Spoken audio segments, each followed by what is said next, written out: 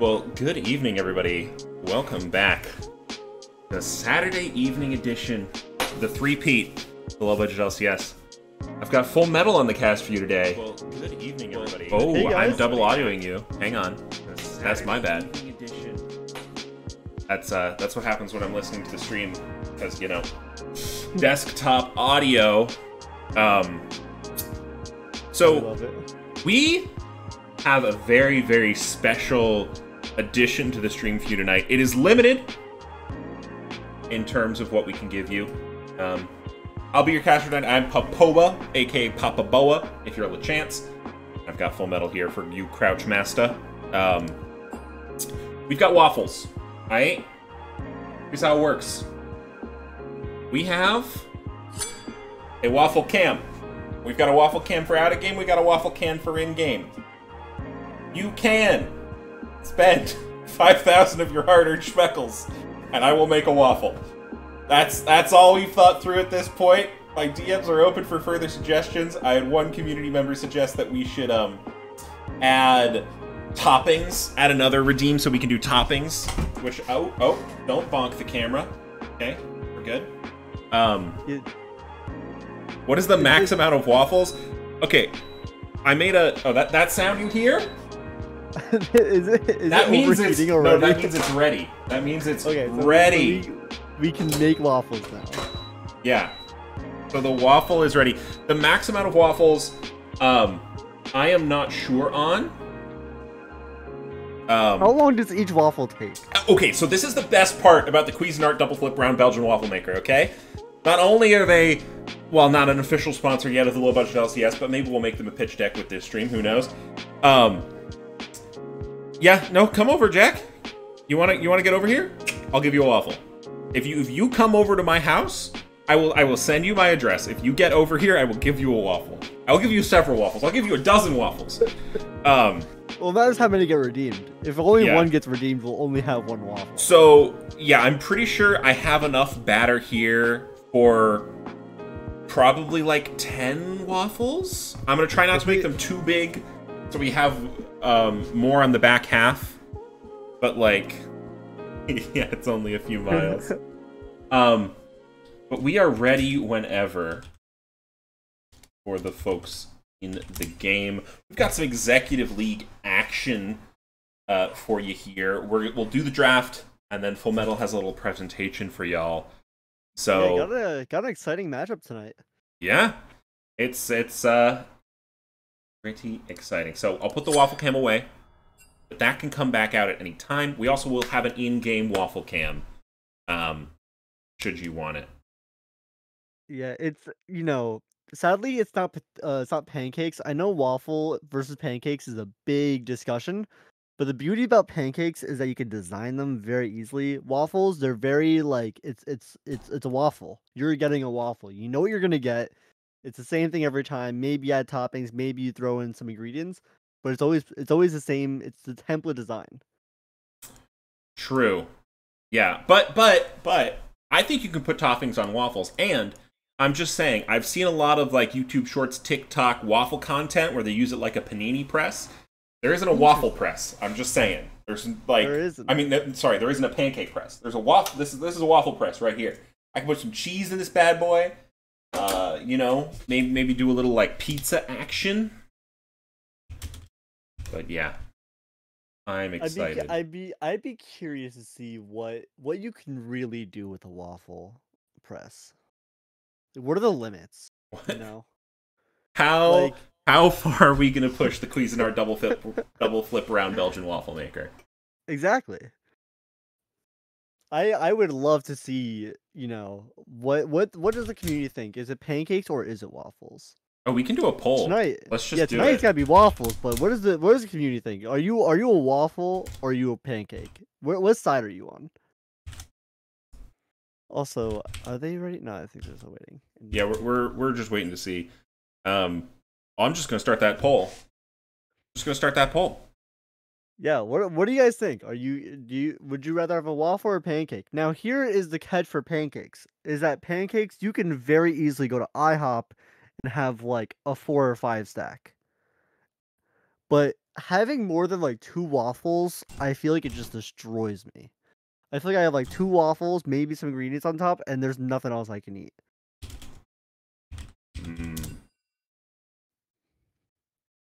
Yeah. Yeah, it would be interesting. Sorry, I was being asked questions about TikTok in the in-game chat, so I zoned out a little bit there. But yeah, we're just waiting for this draft to get going. Waffles are currently hard winning the breakfast choice battle, as is expected. As is also, I do just to call out, I do believe you have the team pictures on the wrong side. I do believe Team Volatility great. is on blue side. Yeah, that's ideal. Okay, Figure out how you know that now. Yeah, no. Looks like draft will be starting here, though. Yeah, what do you mean? They've always been on the right side. I don't know what you're talking about. Yeah, of course. So these bans are interesting. TV really seems to be hammering down on this top and jungle side here, with 2 bans coming out for the jungle and 1 ban for the top laner. While Griddy is looking to also maybe punish their top side and jungle, banning out the Poppy, going over and banning out the Ashe as well. Looks like Griddy does not want to deal with just like a poke and stay back kind of play style. Both these teams are very bloody. They won a lot of fights. For sure. I'm honestly surprised. Listen, I don't know a whole ton about all of the members of these teams, which I should because I'm playing in the league with them. But that's beside the point. I had a waffle cam to set up.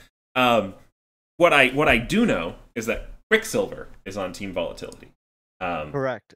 And I know Quicksilver loves himself some Tom Kench. Yes, so that is all I'm going to be watching out for. Yeah, it looks like we are hovering over to the Maokai, but they switch over and they go for the J4. That is youngster Joey's prime champion here, especially on this patch with the new J4 buffs. That champ is a force to be reckoned with. Yeah, J4 extremely strong right now, very high win rate solo queue. Also, they got Griddy4God to ban out the Poppy, which is J4's premier counter. So I'm pretty sure once you see that ban, it makes Jarvan feel pretty darn free. Yeah. However, Griddy4God will respond back with this brand saying, you know what? If you're going to go in on us, we'll just burn the rest of your team. Yeah. And Brand, really strong pick. I don't usually see it mid. It technically can go mid. Normally you would see it jungle. Not jungle. Support. Yeah, Brand jungle. It's we're gonna throw the Viego support. You don't need that in the jungle game. So it does look like the Viego will go jungle to try and counteract this Jarvan.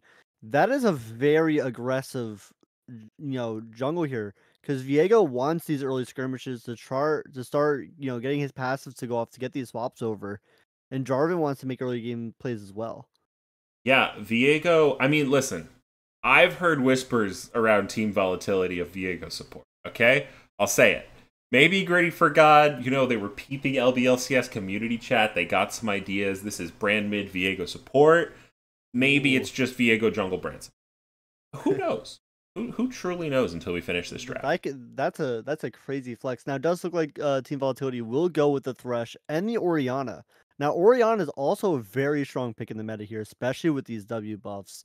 She can just W max or Q into W max, and she will pump out damage mid-game.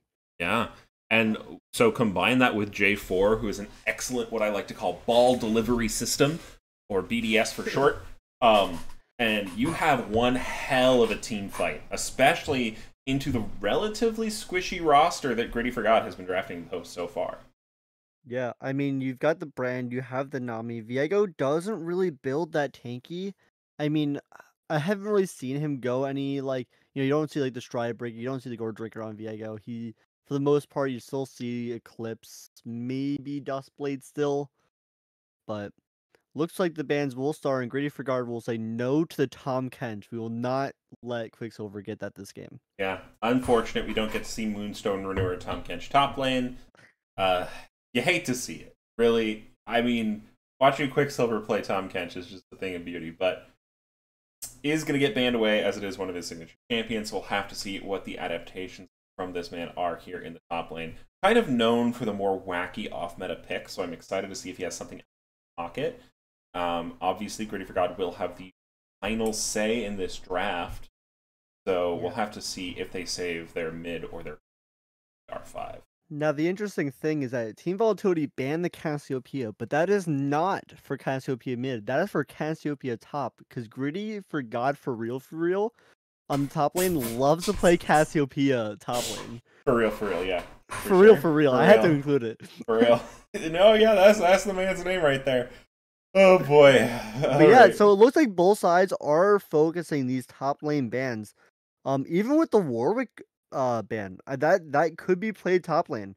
I think Griddy4God here is gonna pick their mid lane, knowing they're into the Orianna, and let Griddy4God get this counter pick, and hopefully dominate the early game fights, in this top lane with Viego. Yeah, it will be certainly interesting what the next are here to round out these. I'm expecting Team Volatility to draft somewhat. Okay, that's going to be the Tryndamere. That is a Tryndamere. Tryndamere has been going up this patch. I think his win rate went up at least like 3.5% alone in the top lane just because of the range.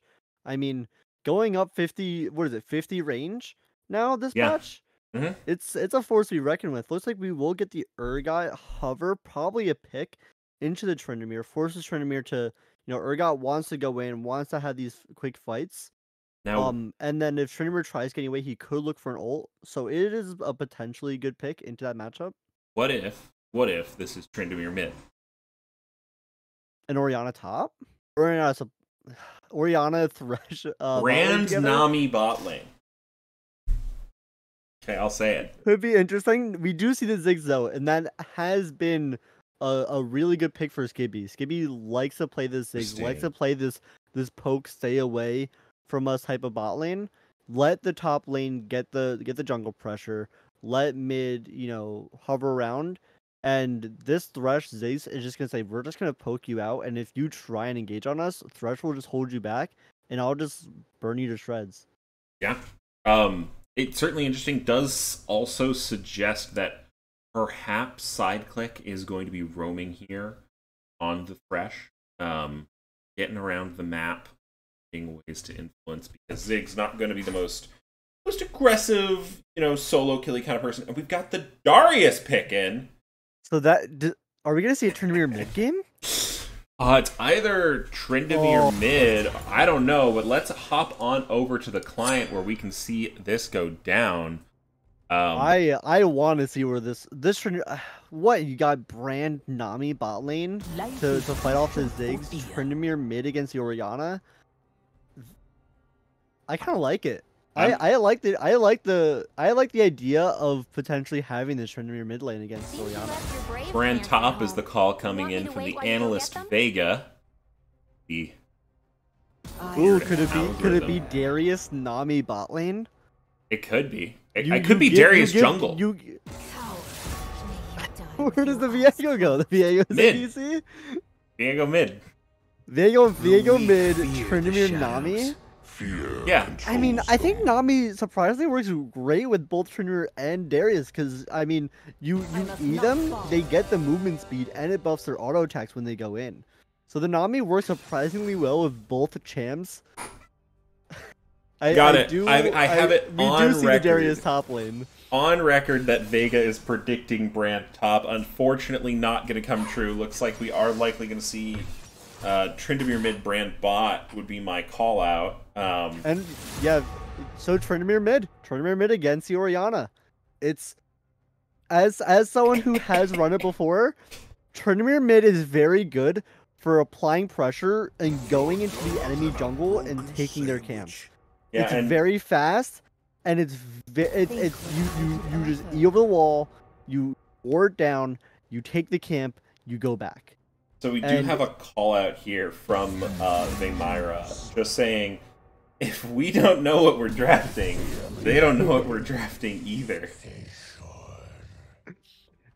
I mean, yeah. It's the Brand first pick was very strong, because you don't know where this Brand is going. You think it's mid. You think it's either mid or support, mainly support, and then it ends up being the APC going in. I mean, it works well, especially if you think that they're gonna pick something like the Ziggs anyway. Yeah, I'm going to start the prediction, and then we can go back and hit the presentation. I know there might have been some pre-draft stuff to talk about, but let's just look at it anyway. It's going to work really well, because I do have a shout-out in there that matches this game perfectly. Okay, set that up on the prediction. Then, real quickly, we're going to go over. Full Metal is going to give us a little bit of an overview for these two teams. Let me do it through Discord, because if I go through stream, I will be delayed. So, let me view it through there. Hope you are still okay. I'll go through the stream, because I think the Discord stream is okay. So, Team Volatility versus Griddy4God. Obviously casted by myself and Popoba, and it'll be presented by myself. So please go ahead and bring us over to the next slide, if you will. So, let's meet the teams, shall we? So both teams are 1-for-1 in this series. TVA actually has one more win under their belt, as they on one of their series they lost. So Team Volatility does have an extra game in them, but both teams are coming off of a loss. Now Team Volatility, they beat the 8th place team, Mac and Cheese Club, and then they lost to the current 3rd place team. While Griddy4God beat the 6th place team and then lost against the 1st place team that is currently undefeated. So Griddy4God has had a more, I don't know if you would say competitive lineup so far, weeks 1 and week 2. But both teams are 1-for-1. And now, if you go back one more. So now, if you find this interesting, both teams have the 2nd and 3rd fastest average game times. So majority of their games are either a hard win or a hard lose, usually really fast games. So these teams going against each other, I think, will be very bloody, especially early on. Yeah. So we can go to the next slide. The lineup for Team Volatility is Quicksilver, TV Youngster Joey, Papa Doge, Skibby, and Sideclick. And then for Griddy4God lineup is Griddy4God for real. Jungle Diff Copium, Rayun, I think, Vaymira, and Steam Buns. And these are the champs they've played so far in just weeks 1 and week 2.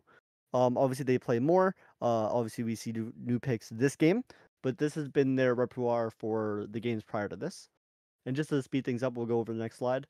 So the center of attention, I think we should really look at is the top laners. So if you look over at Quicksilver's side, his KDA is a bit lower, but so is Griddy4God for reals. Same thing for their kill participation. But when it gets interesting is the kills. So although they've played one less game, Griddy4God for real still has the 2nd highest kills in entirety of Executive. On the flip side, Quicksilver also has the 2nd highest CS per minute compared to Griddy's 4th place. So both know how to farm. They know how to get their gold. If you look at the gold per minutes, Griddy4God, I can't even say it correctly. Griddy4God for real. Or we could just say Griddy4God for. He's 2nd, with Quicksilver close at a 3rd place. And then finally, the damage per minute, Griddy4God for real is in 1st place by a long shot, because the 2nd place person is around 600, and then Quicksilver close behind them in 3rd with 552. So these top laners are bloody, they know how to farm, and they want to get kills. So it's interesting because their KDAs are a bit lower only because they get a big game, and either the game ends or they have a really, really slow, like they're playing against something that doesn't want to fight them, and then they don't get as much kills.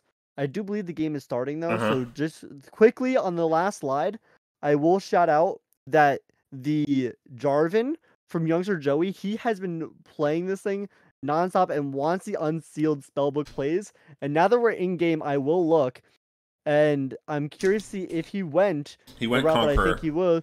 He went Conquer this game. Interesting. So he's been trying to run this unsealed spellbook, and it's been working really well. I suppose with the Orianna and the Urgot running TP, he doesn't really need those. The TP to Smite switch. But watch out, both mid laners are usually a lot more passive, so Papa Doge running the Orianna is okay. They do like to play these kind of like waited out and kind of just zone the area. Reunion playing this Tryndamere, especially with Ghost Flash, is very interesting. We have not seen this yet, so it'll be interesting to see how they pull this off in this match. And yeah, I believe we are in. Do you want to get the times right? I'm at 33, 34, 35, 36, 37, 38. Oh, classic. A little bit of a 42, 43. Yep, I'm matched. Okay, cool. And just a reminder, if anyone didn't see it earlier, I will put it up right now. We do have a waffle cam. So if you want to spend your hard-earned schmeckles, I will make a waffle. You can look at it on the waffle cam. This is the Cuisinart double flip Belgian round waffle maker. It's an absolute gem of a machine, just so we're all aware. But yeah, so that is an option for tonight's game. But we've also just got some topic here, League of Legends, on a relaxing Saturday evening. I have a new favorite way of viewing these games, which is you zoom out the entirety of the map. It gives a good perspective of seeing where people are moving. It does look like Griddy4God is kind of chilling in this bush. He's waiting out. He just peeked out. If he had waited a little longer, he could have maybe got Quicksilver on the rotation, playing back and helping his jungle. But now they do know that that Joey is starting topside.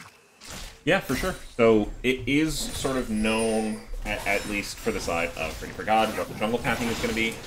Now, Jarvan, though, because he can path top bot, he can also path one quadrant gank. He can also path one camp gank, although it certainly looks like he's not opting for that particular course of action, and he is pathing away from the top lane, so we're expecting to see probably some mid or bot interference. Most likely the bot lane, as that Brand and Nami are going to be quite immobile as a pair.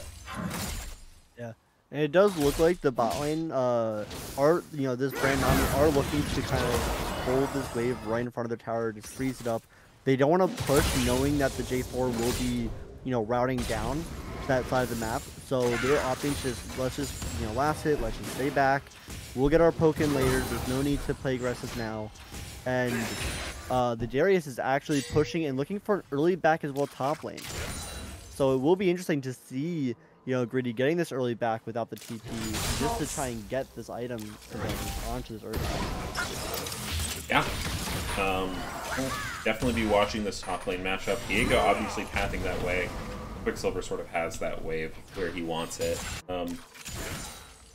Yeah, be quiet early game, all things considered. Jarvan going just for the full clear.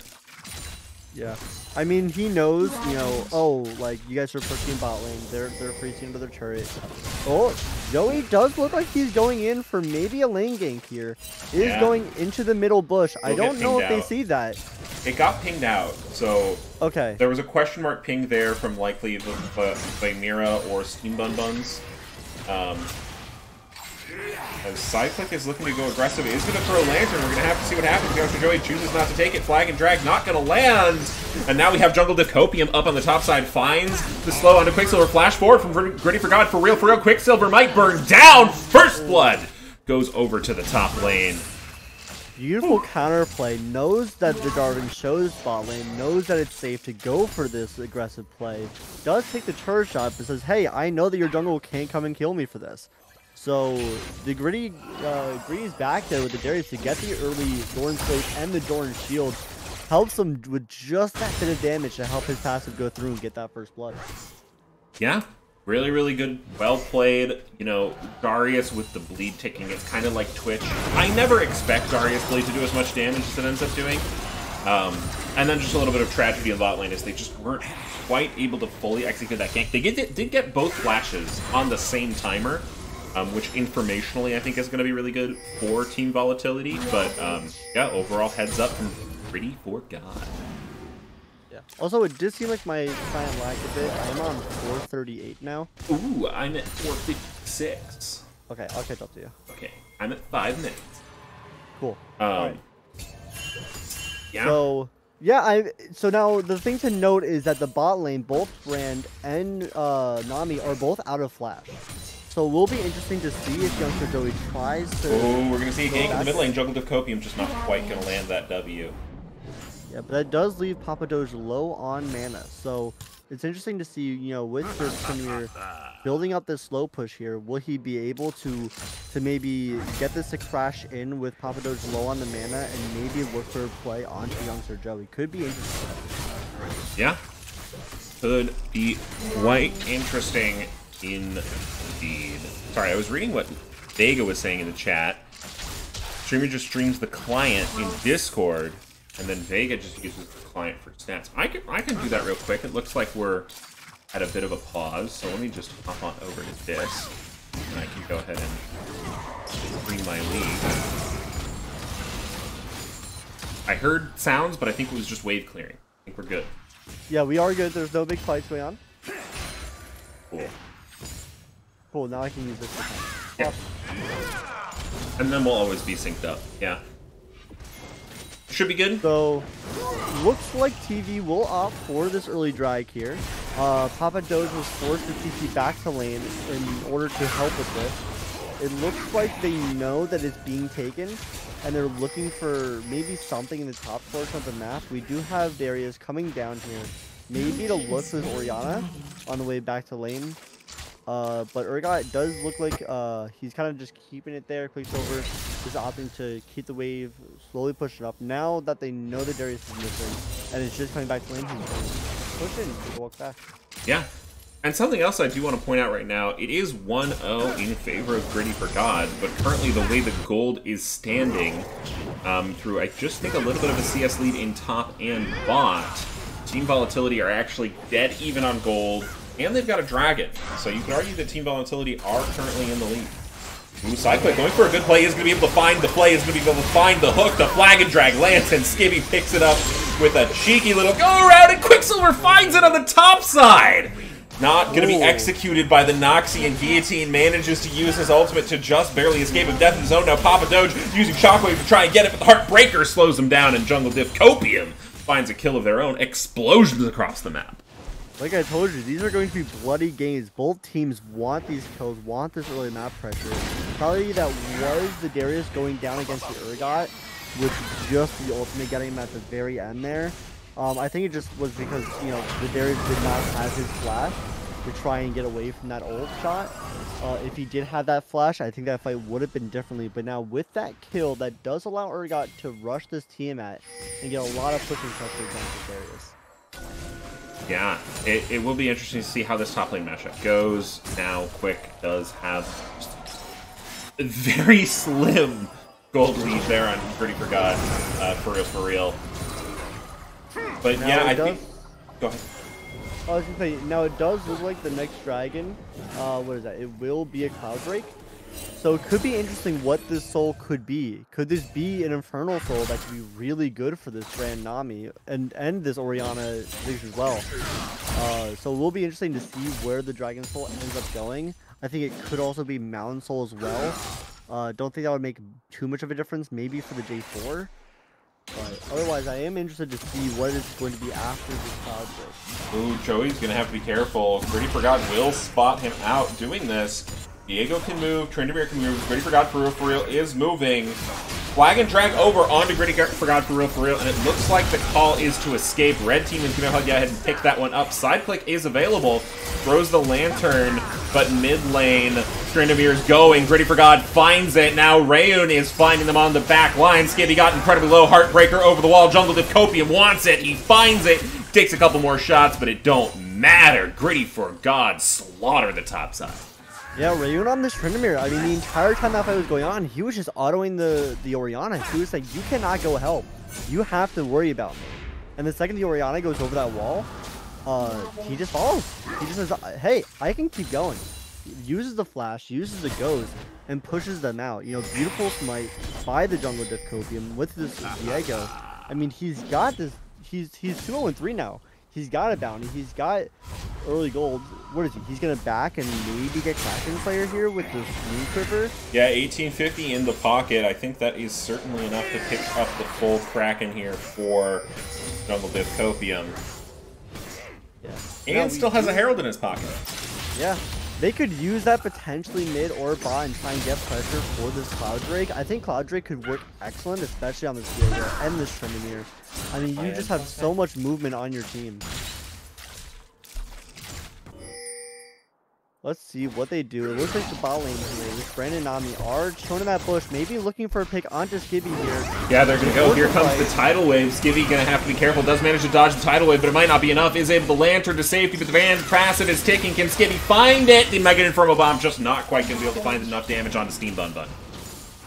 Yeah, I mean, he threw the Ziggs Q in, but it was just too little, too late. By the time that comes out, the Nami ult comes out, Rain comes out with the ultimate follow-up.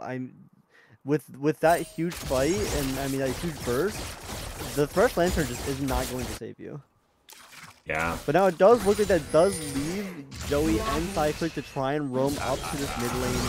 The vision goes down just. Ooh, we've got Darius passive stacking here onto Quicksilver. Full 5 stacks execute. Going to be utilized. And another Q will find it. Meanwhile, Rayun goes undying in the mid lane. Manages to get one, but will be traded back to Papa Doge. A little bit of gold getting donated there to the Orianna. Yeah. Jungle Diff Copium, the W available flash away, but here comes the Heartbreaker. Now you're underneath the turret. Jungle Diff Copium finds a kill for themselves. Now youngster Joey finds himself alone in a sea of unfamiliar faces. Yeah, like I said, bloody matchup, but really good for this Viego. This Viego is just getting kill after kill after kill. Both the Viego and the Trinmere opting for this Kraken. They just, you know, you've got this Urgon, you've got the J4 on the other team. You're saying, hey, we need to burst these guys down so we can get over to this Ziggs and this Orianna. So punishing this Orianna, getting the Rift Herald mid, help secure the map for this Dragon. Is huge play for Griddy4God. Yeah, absolutely. And Viego is one of those champions. Youngster Joey goes into the pit. Perhaps looking for the steal is forced to flash away. Side click now available. They don't want to just give this one up. They're going to look to fight it. There goes the hook. Is going to be found under Jungle Diff Copium. They're going to delay it for just a moment to clear the vision. Then they're going to keep doing it, but bombs will be coming over the wall. Papa Doge now available. Command Shockwave not quite off of cooldown. That is one to watch. Flag and drag over the wall. Dragon has got incredibly low. It is stolen by TV Youngster Joey, but now they have to deal with the consequences of their actions. Jungle Diff Copium gets taken incredibly low and taken out by the Orianna. The Shockwave came back up in time. Steam Bun Buns also found a huge play for Team Volatility. Yeah, I mean the power of the J4 can just say, hey, you can throw the drag for me, but I'm gonna come in and finish it. Huge smite on that J4, gets them the Cloud Drake, which helps them, you know, maybe get away from this Trinity, get away from this Darius. Huge play by TV there. Yeah, and that's almost one of those plays where I can hear the comms in my headphones. You know, I can hear Orianna saying, I've got Shockwave up in 10, I've got Shockwave up in 5. Oh, we're gonna see a hook. Have a dive here. Vaymyra has to be careful, just uses the brand ulti and uses his own body. Steam Bun Bun's now back available. Youngster Joey, you're in trouble! Youngster Joey gets taken down by the demonic spirit in the bot lane. Skibby just barely dodging. Oh, here comes a hook. Sideflick's gonna say he wants this. He's gonna use his soul cage, and Skibby's gonna be able to pick up Vaymyra, but now Rayan under the top lane's gonna just find Papa Doge and be nice and comfy, refusing to die because he's too angry to die. As my game has paused. For just a moment, the Heartbreaker comes back there onto Sideflick. Now Skibby's going to be in trouble as the Flay is going to land. A good W means Skibby might just be safe, but the hook on the backhand from Jungle Diff. Oh my god, the mechanics. Oh, but the fish is killed, so, you know, work.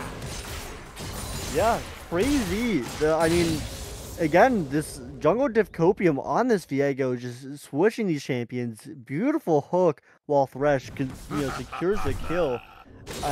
It's tough to say. You've got all these plays happening all at once. You've got this Urgot who's slowly getting pushed in by this Darius. Let's see if he can handle this fight here. Yeah, Quicksilver decided to take the fight, but he's getting taken pretty low. Griddy4God taking a lot of damage. Forces the flash away. Here comes Youngster Joey, but this is not enough. The Noxine Guillotine is so massive. Griddy4God finds one, he finds two, he almost finds a third. Only saved by the lantern there from Sideclick. Now Papa Doge looking to find some blood of their own. The brand passive will land, but the Clockwork wind up, combined with a little bit of shockwave action, means that the brand will die for their transgressions. And this may help them get this rift. I mean, it's tough. You've got Copium still here waiting for Cyclic. Maybe you can get this pick here. Yeah, good. We'll go in. But not too much else going to be able to be found. Sideclick gives his life. There. Oh. Yeah, you got the trimmer. Now, even though they won that huge fight and they got all this gold, this will be another Rift Herald on the side of Griddy. They've got the mid turret down. They've got the top turret down. They could look to potentially put this bot lane or just shove one of these lanes harder. Yeah, it is going to be a pretty big challenge here for Team Volatility. Now, in terms of the scaling game, neither of these teams really have an AD carry. They don't. They have AP carries. Now, interesting enough, you have the Ziggs on the Leandries and the Brand on the Rylai's. I think Vayner understands that his job as Brand this game is not necessarily to get these executions, but to slow them down and let this Viego, let this Trainer, let this Darius get on top of them. You know, you've got the bubble from Nami, you've got the movement speed from Nami to help out these people. I mean, it looks like on Griddy4God's side, they just want to hard engage, hard rush, and just run at them straight forward. While, I mean, you've got the Ziggs that can try and help heal them. You have this Thresh that can keep them off. But right now, I mean, this Darius, this Viego, and this Tryndamere, they've got all this gold, and they are just successfully running down Team Volatility. Yeah, and we were talking about Dragon Soul earlier. It does look like it will be the Infernal Dragon for this map. Now, thankfully for Team Volatility, they have managed to confirm themselves the first 2 tricks. So Dragon Soul, as a way to sort of shut them out of their game, is going to take quite a long time. That's what Griddy4God want to play for, and it does give Team Volatility a pretty significant out in terms of a massive resource that they can try and fight for. Yeah, I mean, listen, if Griddy4God, if their whole team is to get in on you, having an Infernal Soul, especially on people like the Ziggs, could really help, you know, poke them out to where they're just too low to engage on you. But it looks like Copium will look for Cyclic here. Yeah. They are just going to try to 4-man this bot lane. Oh, they're going to go forward. There goes Command, Shockwave, Flag, and Drag, Bounce, Castle into the air. But now Vamira and Jungle Copium are available. Cyclic goes incredibly low. The Cataclysm is utilized, but the Heartbreaker gets over it. Rayum finds the support. Now Jungle Copium has a reset for themselves. Papa Doge is just looking to live, but Rayan and Vamira have found the carry they want to target. Quicksilver is available, and he's doing the damage. The Fear ultimate was not pressed, so Rayun is surprised a little bit by Quicksilver's burst. Vamira goes out of mana, and it looks like Team Volatility have been rewarded for their patience. Their top lane might be dying, but I think they've confirmed this Infernal Drake. Yeah, I mean, the only thing to know is that Copium did get out there alive. He does, you know, he did use his ultimate there, but he's still got full HP, and he can take Joey one-on-one here. It looks like that's just what he'll do. Pushes Joey out of it. Yes, Gibby does get the turret, but Gibby's low. Joey's low. Maybe it's a suicide mission. Maybe he's trying to steal this here, but not fast enough. Looks like they will just take out the J4. Ooh, close on Skibby. But Joey looking for it, but is just going to get taken down by Jungle Diff. Oh, it's so tragic. The Darius pressure. Ooh, good W from Skibby to stay alive there.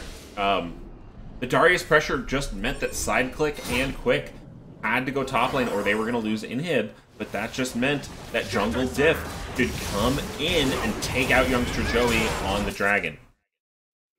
Yeah, I mean, yes, they won the fight, but it seems like it's always these after plays, you know. Team Volatility getting ahead, but just at the wrong time. You know, hopefully, you know, you've got this gold now that's going into Ziggs' pocket. You've got gold that's going into Orianna's pocket. Maybe it is a scaling game. Maybe it is. You know, you hope that you can delay the soul. Maybe get another dragon next time with a J4 play. But right now, you just need to look for these picks. But right now, you've got this Darius running away with these goals from all these top players. You have Viego running away with all these skills. Has the Trinity now. Has the Kraken. Oh, Rain has to be careful here, but so does Team Volatility. Rain can go very, very angry as he does just there. Sideclick is going to be the target, but the Bounce House looks like it's going to be enough, and they are just going to be able to shut down. Gold going there on to the Thresh. A good little side pick, but we're going to have to see what the cross map is in response. Yeah, I mean, the one thing that Premier does not have is a lot of ways to handle CC, especially a lot of it. Ooh, nice dodge off of the Orianna ulti here. Does let them maybe look for a re-engage here. They do have the Nami with them. But it looks like they're just going to have to peel off. They don't have the wave. They don't have any pressure anywhere else. Yes, Brain just pushed mid. Maybe they can look for a play on a really early Baron here. They have so much pressure in this top jungle here. I don't see a way for TV to really get anywhere near it. Unless they maybe start... Yeah, flag and drag over the wall, though, is going to go onto by Myra, and a beautiful thresh hook means they've found a pick. It is now 4v5. Should they decide to go for this Baron, it's gotten a little bit more complicated for Griddy4God. Yeah, with that pick, now they can really run in. They know that they, you know, without this Brand, you don't really have that poke. You don't have that, like, over-the-wall damage here. Sure, you have Nami Ball, but it's just not enough follow-up. So it looks like they will have to siege this whole Baron area. Now TV gets this, you know, gets the ward on Baron, gets the mid push. They could potentially take this mid turret.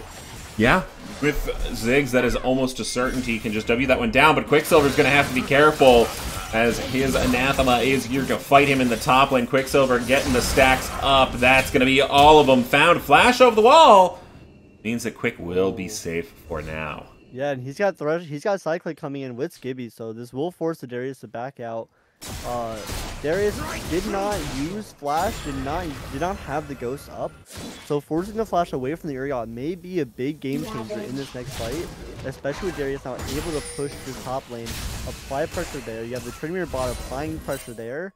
I don't think they have the resources needed to go for this early Baron play, but they are getting gold into these, you know, into these pseudo split pushers. Yeah. And I think that is really hard here because I think both Darius and Tryndamere, you know, they're significant split push threats. So they can just 1-3-1. You send the Brand, the Viego, and the Nami down the mid lane, and your side lanes are just pressured all day. And Team Volatility, they're built around team fighting. They can't really match the side lanes. Yeah. It's so tough. I think in these fights, you almost can't focus the Viego, because if anyone else dies while you're doing so, Viego just goes over to that body and just gets the transformation, and he's back in the fight. I think you really need to just, I guess, potentially look for the Brand here, and maybe find God. Might have to be careful. Flag and Drag finds it over the wall, but that's not going to be quite enough damage to finish it off. That's going to be one. The stacks are terrifying. Jungle with Kofi now going forward. Heartbreaker not quite going to find him. Quicksilver gets stunned up, stays alive for now, but manages to go down in the end. Now Jungle with Kofi looking to go forward with the Urgot's body. Skibby found alone on the bot side by the enemy bot lane. Meanwhile, Jungle with Kofi is wreaking absolute havoc onto Sideclick and Papa Doge. Papa Doge does a touch of damage, but overall, Griddy4God come up big in that fight. They are a little low, so I don't think they can go for Baron here, but maybe they can just reset with this gold that they just got and potentially look for this dragon. I think they can do the Baron. I think they have enough healing with Steam Bun Buns and Jungle Copium inherently in his kit. Yeah, you can rush this. Will the Orianna try and get vision on it? I think even if they go it, it's a little too late. Looks like, yeah, they will get the Baron. Now this does let them it does let Team Volatility look for this dragon here, and that could spell danger for Griddy. I don't think they come back. Yeah, they just have to go straight to the dragon. Yeah, DP coming in here. A little bit of bush cheese is perhaps on the menu for Team Volatility. Papa Doge is starting to hurt, so we're gonna have to watch that command shockwave available. But Papa Doge, ooh, gotta be careful there. A little too close. Ooh, Trinity forced to get out. Yeah. That does let Papa Doge kind of push in a bit more. Look at all that damage from the W. Yeah, Papa Doge is a force to be reckoned with, really finding their way into this Dragon Pit, making this fight viable. It will be started up here as it looks like Joey and Doge just went to the mid lane. They called, let Quicksilver push top. We're just going to go for this as Griddy4God for real is just pushing the bot lane.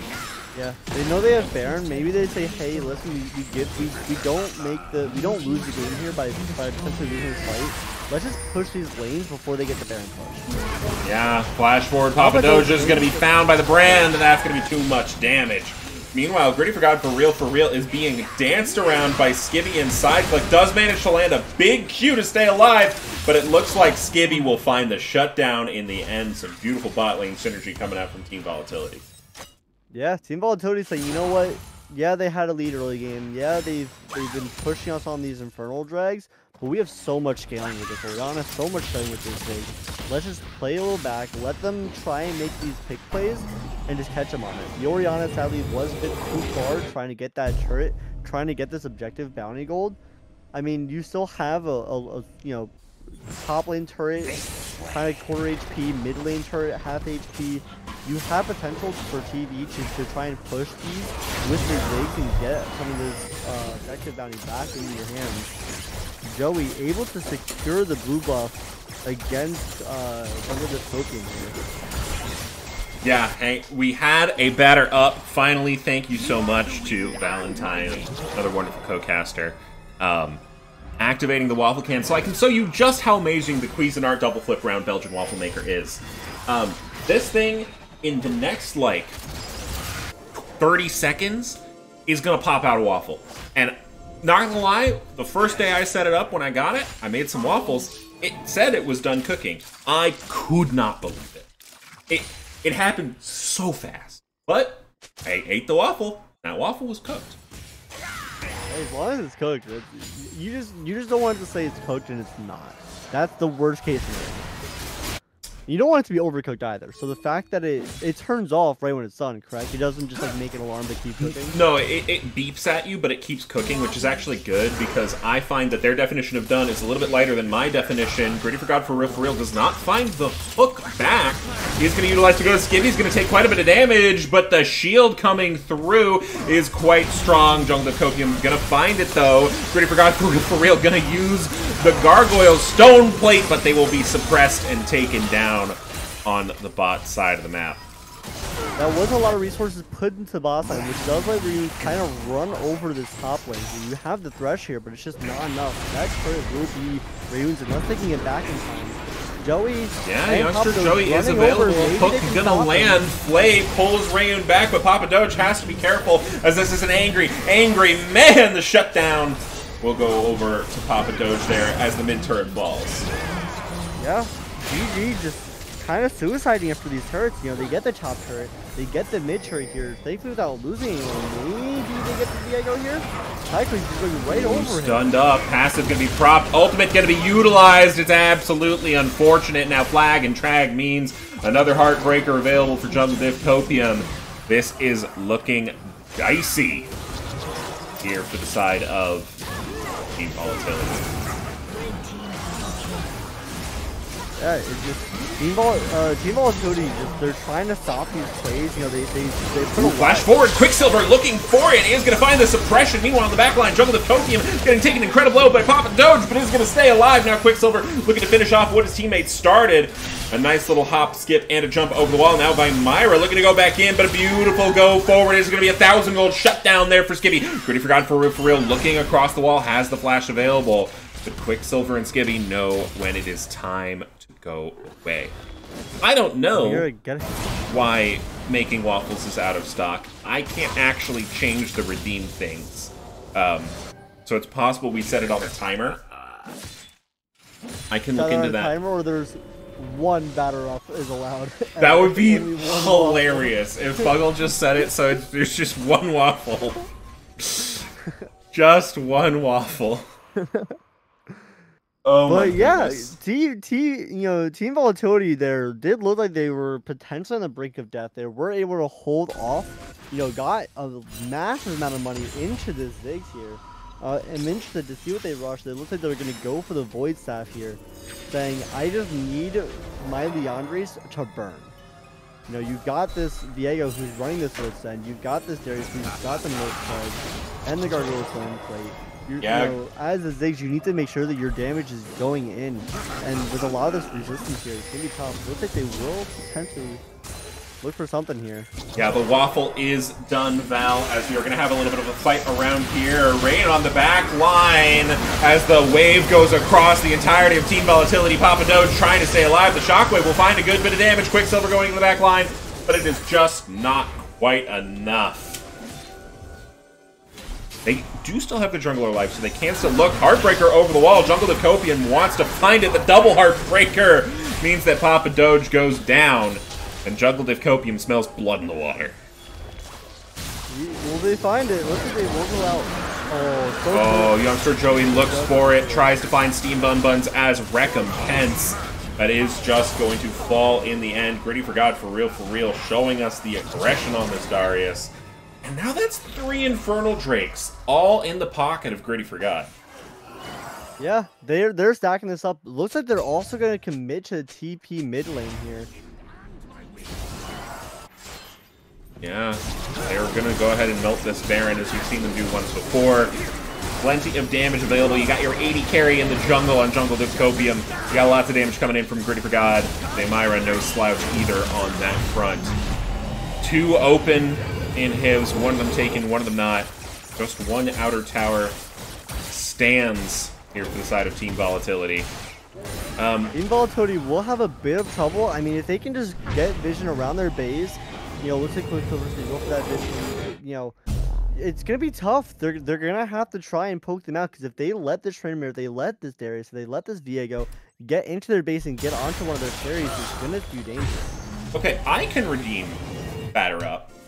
I don't know why other people can't, so I'm gonna go ahead and make myself a waffle.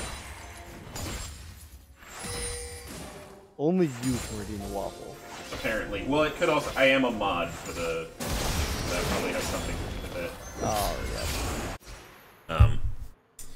But yeah, I hope we're enjoying... Oh, a big shockwave there in the top lane, and a beautiful Cataclysm to help keep Papa Doge alive. The angry Freljordian tribal leader goes angry, but a little bit of a double stopwatch action keeps Team Volatility alive. Yeah, they stopped the Trainer Mirror, but now can they stop his balling? You've got this Brand pushing this lane in. You've got his teammates protecting the jungle. Darius getting the Yeah, has to be careful. Side click forced to flash away there, but the flag and drag in will be canceled by Griddy4God hitting that last plant. Super Mega Inferno Bomb just not quite gonna land. These folks are so fast. Jungle Discopium now looking to go over. Nami Tidal Wave lands onto 3. Heartbreaker goes across the wall. Can they burst him down in time? That's a lot of CC. Shutdown goes over to side click. Now we're gonna have to see what they do on the rest of the map. Youngster Joey forced to go away as Myra uses the ultimate to absolute perfection. Griddy4God for real. Launched underneath the turret. One more turret shot's gonna do it. Quicksilver's saved by the kill. A little bit of triumph action. Now Papa Doge and Skivvy are left to fight their enemies. Getting low. Woo. Yeah, they're able to hold off for just a little longer, but they did lose that inhibitor turret. So although it did go on the side of Team Volatility, it looks like, you know, G4G are still pushing in. They are still getting these towers down. There's no inhib in the mid. There's inhib, you know, just staring out there open for Trainer Mirror to look for a backline here potentially. I'm curious to see what the play will be. It looks like they don't really have any major objectives up anytime soon. You do have the next Drake coming in about 2 minutes. So for now, it's just a vision game. And it's can Griddy4God keep pressuring, you know, Team Volatility and keep them in their base as much as they can. Yeah, I'm eating a bit of the waffle. Is it cooked? It's a good waffle. Yeah, it's cooked. Nice, that's all that matters. As long as it's cooked. It's the Magic of the Cuisinart round Belgian flip double waffle maker. I'm sure I'm reordering those words every single time I say them. But you know what I love about the Cuisinart double flip Belgian round waffle maker? What do you love about it? I love how emblematic it is of this game. I love that just as I can turn this waffle maker at any moment in order to adjust the cooking of the waffles inside and get a good, even batter distribution. This game could go absolutely either way at any moment. Are Team Volatility down gold? Yes. Are Team Volatility still in this game? Absolutely. Ziggs is a menace. An absolute menace when it comes to taking turrets. So all it really takes as we get into the late game with those death timers climbing is one false play and Team Volatility can just march into your base. Yeah, I mean, especially with this, you know, even with the Urgot takes towers fast too. You really have to be careful here. I mean, as you know, as Griddy4God, you want to make plays here. You want to try and get picks, to, you know, to try and secure this Infernal Soul. But if you make one bad play, it could be your entire base. So yeah. We will have this dragon coming up now in 20 seconds. Nothing of interest has happened. Now, here's the thing, is that you've got Trainer Mirror against the Urgot top lane. Trainer Mirror does not have TP. So, you've got to be careful. Yes, Urgot can TP in, but if Urgot TPs in for this dragon play, Trainer Mirror can just end the game. Yeah, Trainer Mirror, Darius, both very strong in these side lanes here. You have another waffle completed.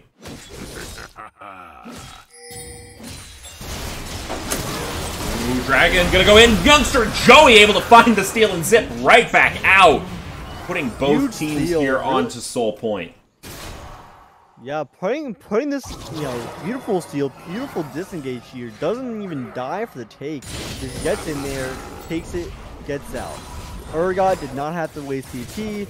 Premier push ended up not having any merit to it. Urgot able to just hold him there. Now this does mean that Griddy4God for real can kind of push his bot lane and hope that they can reset, get any elixirs they need, get any final item builds you need, and get up to this Baron, because this Baron fight may be the last major fight if there is one. Because if Griddy4God get this, yes you have a Ziggs, yes you have an Orianna, but can they deal with, if you get pushed in and you get triple threaded with all these inhibs open, that could skew the end of the game. So this Baron fight will be huge for both teams. So it looks like Team Volatility is able to push up some vision into the top side. So they can potentially look for a play here. They're not stuck in their base like they were before. So it will be interesting who will pull the trigger here. Yeah, certainly. Jungledev Copium going very aggressive. Skibby is going to be found almost immediately. The Heartbreaker going deep into the enemy jungle, and now the Ziggs bombs will be on the other side. Quicksilver will be isolated by the Nami wave, but pulled back to the team utilizing Sideclick's Lantern. Now Griddy4God for real flashes in, looking to do the damage. A huge Cataclysm finds so much damage, but is it quite enough? Rayen stays alive through the power of Rage. Papa Doge is left alone as youngster Joey runs for the hills, and it looks like it might just be game in favor of the Griddy4God. Papa Doge has to keep running, not enough to get bursted by the brain. Youngster Joey, the only one alive to maybe have some hope, is also bursted by this brain, and that will be the game for Griddy4God. Yeah. Vega saying they need Baron to end. They either need Baron, or they need to kill the entire enemy team. That is one way to end the game there. Beautiful ending from Griddy4God. They made the play, they made the pick. Once you get the one kill, once you get the one transformation for Viego, that just spews danger for them. Yeah. So, if you are Team Volatility there, you had a great game. Honestly, hard fought. What do you do in terms of draft adaptation into going into game 2? I think the Jarvan pick was great. I think Orianna was good. I think the only thing is that you cannot let them get so much pressure in this bot and top lane. If you're going to run, if you're gonna let them get these, this Darius counter pick, you're letting them get this early aggressive Viego pick, you just can't pour as much resources into it as you can. Maybe you go for something a little slower, and maybe you just say, hey, like maybe we just run an Ornn, let you get as much resources, and we'll just play back and just hyper. They did an amazing job getting these early dragons.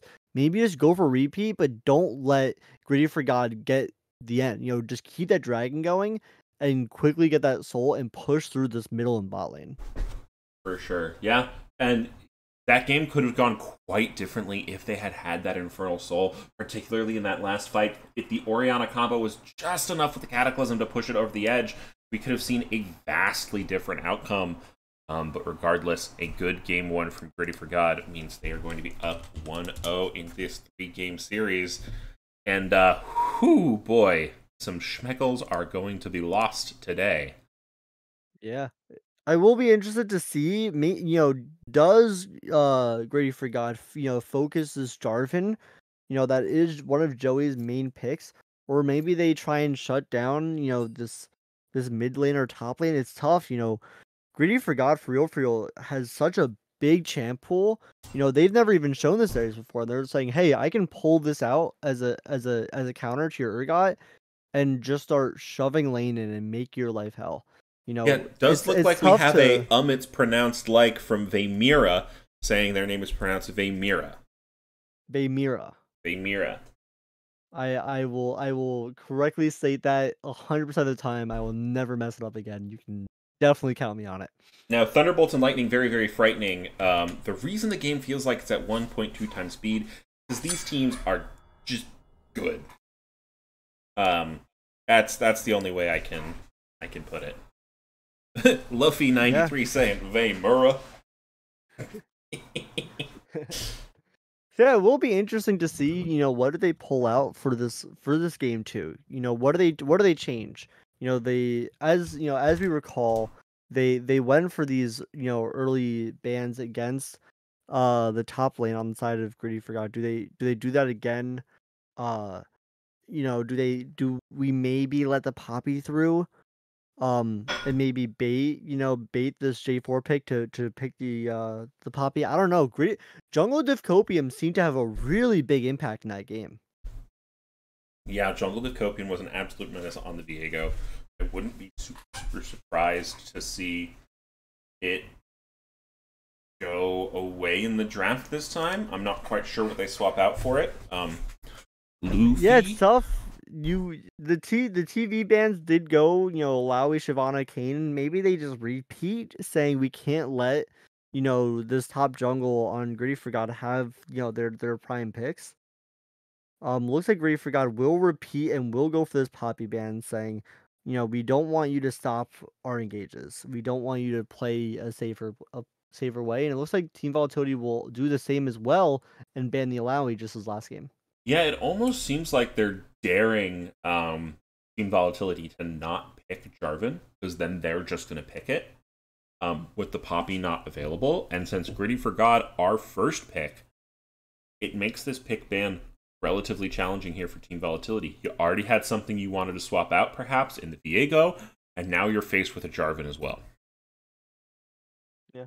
I'm curious to see. It looks like they will hover and potentially get the Viego ban or the Kane ban. It would be interesting to see if this Viego ban goes through. Will Griddy4God just go for a Kane? And it looks like they're going to hover the Bel'Veth instead. I think Kane and Bel'Veth kind of do the same job, although Kane will traverse the map a lot faster, especially in the early game. But Bel'Veth will just say, hey, you can go for the dragons, but if you let me get the Rift Heralds, it will spew danger. And it looks like they'll change it and they will pick the J4. Yeah. J4 going to be picked up here by Griddy4God roster. Not super surprising. It looks like Maokai is going to be responsible. Was hovered game 1, though, so this could just be an internal meme for Team Volatility. I know they're jokers over there at that org. It looks like they will lock it in. Now, the Maokai could potentially go in 3 different roles. It can be used jungle as primary. It can also go top lane. And it has seen some play in the support role. Yeah. Super flexible pick here. Doesn't really give away too much strategy here that Team Volatility has. So it'll be interesting what else comes through this draft. Thresh looked really, really great in the hands of SideClick there. Is a signature champ of his. Yeah. Aware of that. Oh! I got baited. Quick switch up for the Ezreal. That Maokai could be support still. Could be support. A Maokai engage and to lock him up and Ezreal just pour in damage could work very well for them. Yeah. Don't think it'll happen, but could be a nasty combo. Interesting to see, what does Griddy4God go? Do they go something crazy? Do they go like a Trendemir? Do they go the brand again?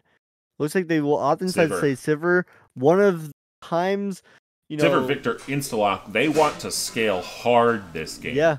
Going way back, I mean, Sivir was one of the OG counters to Ezreal. And especially now, even with Sivir's new spell shield, now, instead of just blocking it and not really doing anything besides blocking it, now it gives you all these resources back. So it kind of forces Ezreal to focus his Qs on the support and on the wave here. Looks like TV will respond with the Braum and say, you can throw out all those ricochets you want, Sivir. They're just gonna go into my shield and nowhere else. Yeah.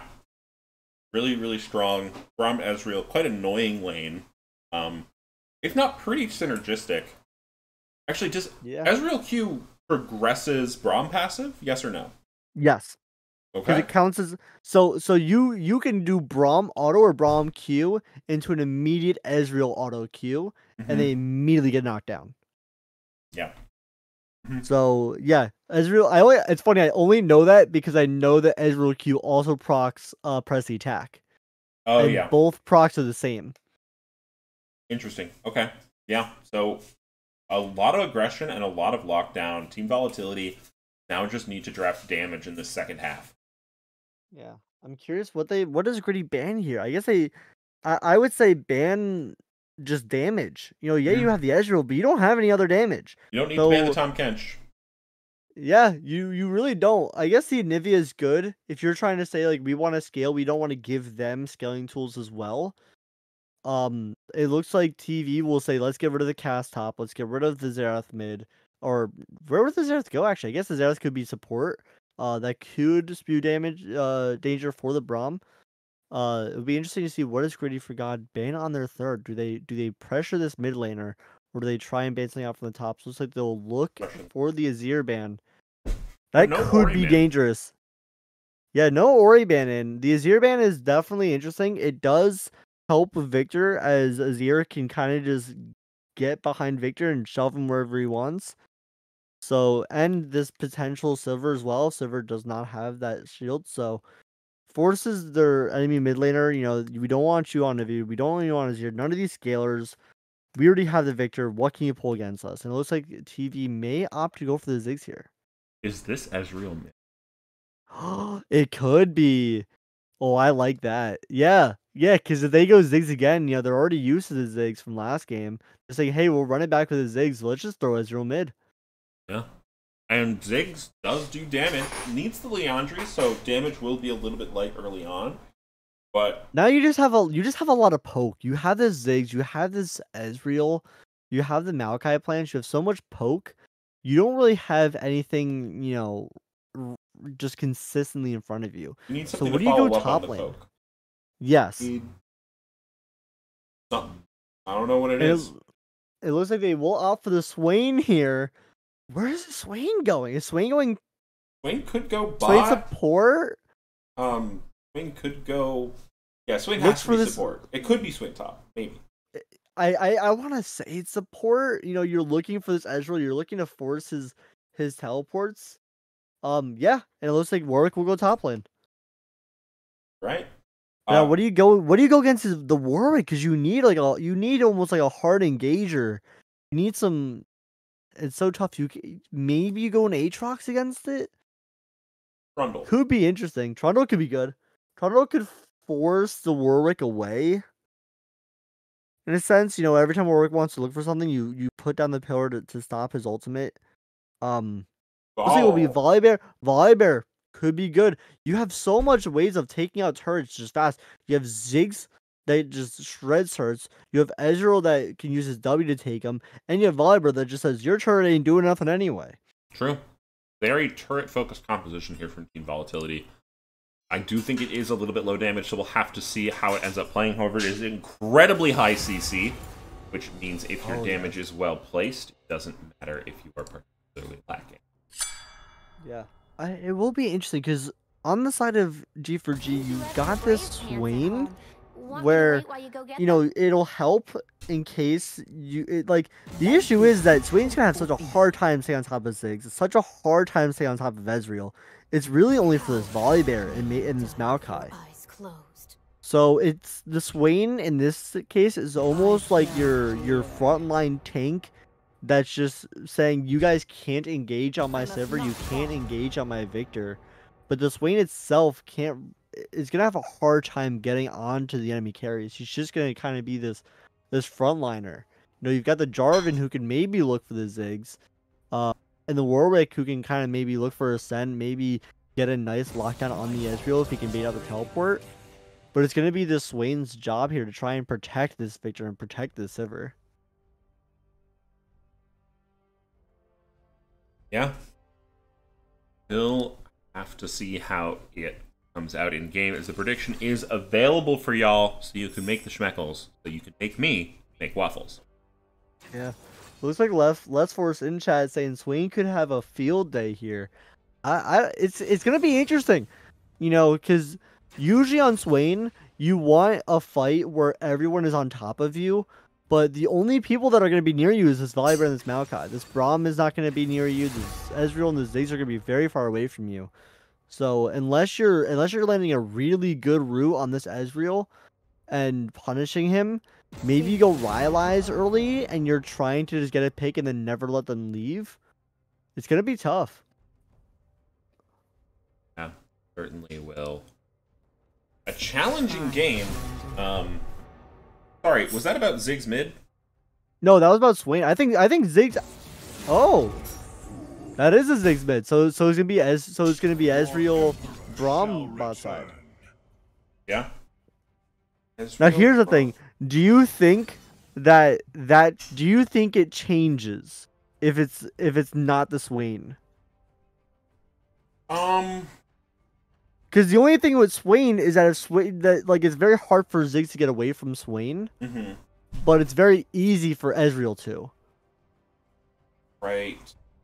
So do you think that could like until the Swain was picked?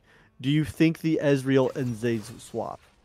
It's entirely possible. I also think it's entirely possible that Ezreal and Ziggs swap throughout the game, um, sort of as needed, because there's no functional need or requirement for either of those champions to be, you know, um, in a particular place. Like support has to be support, really, right? Yeah. But they could waddle all over the place depending on what they're feeling, how the pressure is, who's ahead, who's behind. So it will certainly be interesting to see the macro calls coming out here from Team Volatility. Yeah. It's interesting. I feel like both supports here can kind of run to either lane. You know, the Swain can maybe run for some quick W's, maybe a quick pull.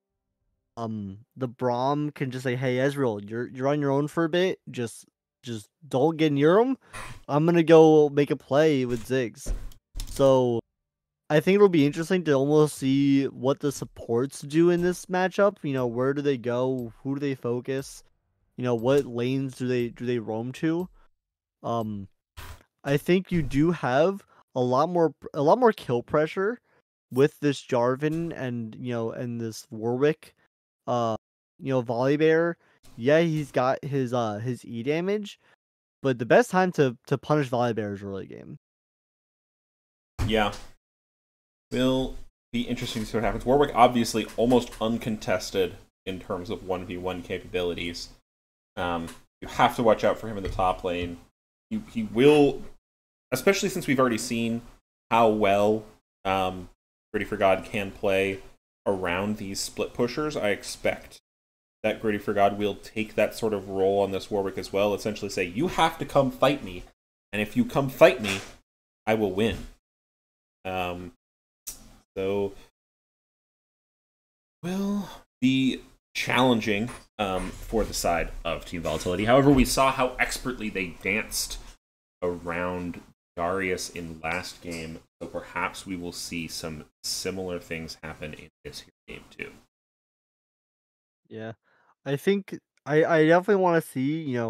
You've got you've got this Ezreal that's gonna be pushing you so hard, and it's kind of hard to shut them down too, because even if you put them behind, Ziggs still will just do damage to your turrets. Ezreal still will have poke. Sure, it might be a little less, but I think the thing is that if you put this Volibear behind where this Volibear can't build tank, that's probably your best way. Because if you don't make an early lead here, yeah, you have some scaling with Victor. But J4 is kind of really strong in the early to mid game. Sivir has insane push potential, especially early game. Late game, the damage can get really strong, but against a comp that's just trying to poke you out, it's kind of tough for Sivir to get close enough to start, pouring this damage in. Right, the So boomerangs will be able to hit, but the ricochets will be a lot more challenging here. yeah, Do you think maybe then perhaps we see lethality Sivir? could Probably. be. I think it could. I think it could work. I mean, it really depends on how this early game top side goes, right? Because if Volibear gets like even or ahead, and the Volibear just rush it, because he's just gonna rush Bramble, right? I mean, you're into this Warwick here. Yeah. You just rush Bramble. You rush maybe Sunfire. And the Maokai, I mean, could also go like pure tank, and that kind of changes the game for Sivir, because if Sivir goes full lethality, and then you just have this Volibear like ulti on top of you, like you've got to have some damage to him. Otherwise, she's just gonna run you down. Yeah. But if the Volibear falls behind, then you're more open to go this lethality, especially if you have this Warwick, being able to do this consistent damage to whoever's getting on top of you. It'll be interesting to see. I think it definitely almost depends on the top side. On does the Sivir have to worry about, the Volibear jumping on her? Does she have to worry about the Maokai looking for an angle? Or can she just look for Ricochet and for, and for boomerang damage? Yeah. Will be interesting to see how that ends up playing out. I am in game. Oh, I'm streaming for you. Perfect. Yes, you are. So I can. Yeah, Yep. This makes sense. Yeah, Barty or Bear TV, depending on how you want to call him, throwing the Schmeckle betting odds a little bit. Really believing in team volatility here. They've got fans. And yeah, that they do. 30 seconds until minions spawn. Maybe they get a Schmeckle boost, Maybe the game knows they're going to get a little bit of a damage buff for the number of Schmeckles bet on top of them. Less Force also annoyed because it ruins the odds for the rest of the people who bet on team volatility. Less Force, obviously, one of the leaders there. So we'll have to see what happens when all the Schmeckle bets come out. Warwick did get that ward there. Minions have spawned. So he's actually going to start the game. And I think you get, what is it? You get level 2 off the first wave if you took a ward. Laners in so chat, you tell me, because I play jungle. That's interesting. You do get, I think it's like a minion or two's worth, right? So you get it just a tad bit early. Oh, Or looks like frozen at 130, and we're good. Okay. Small indie game company, Let me pause then, because now I'm. And there we go. Okay.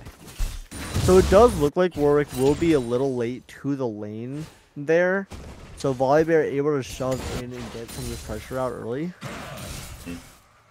Yeah, the other thing, and it does look like Volibear is going this direction that I was going to mention, although he doesn't have to fully commit to it. Volibear can build tank. He can build Bruiser, and he can build AP. So starting with the Doran's Ring to help him get that wave clear with the auto attack passive, which was buffed in the most recent round of Volibear buffs, I'm pretty sure. So, working with those AP scalings there to have absolute dominance in terms of just being able to push in this wave, and then perhaps go roam, or do whatever else the bear wants to do. Hibernate. Yeah, I mean, having a good, having the passive kind of poke out the Warwick and potentially shove him in, because Warwick does not do well farming under turret.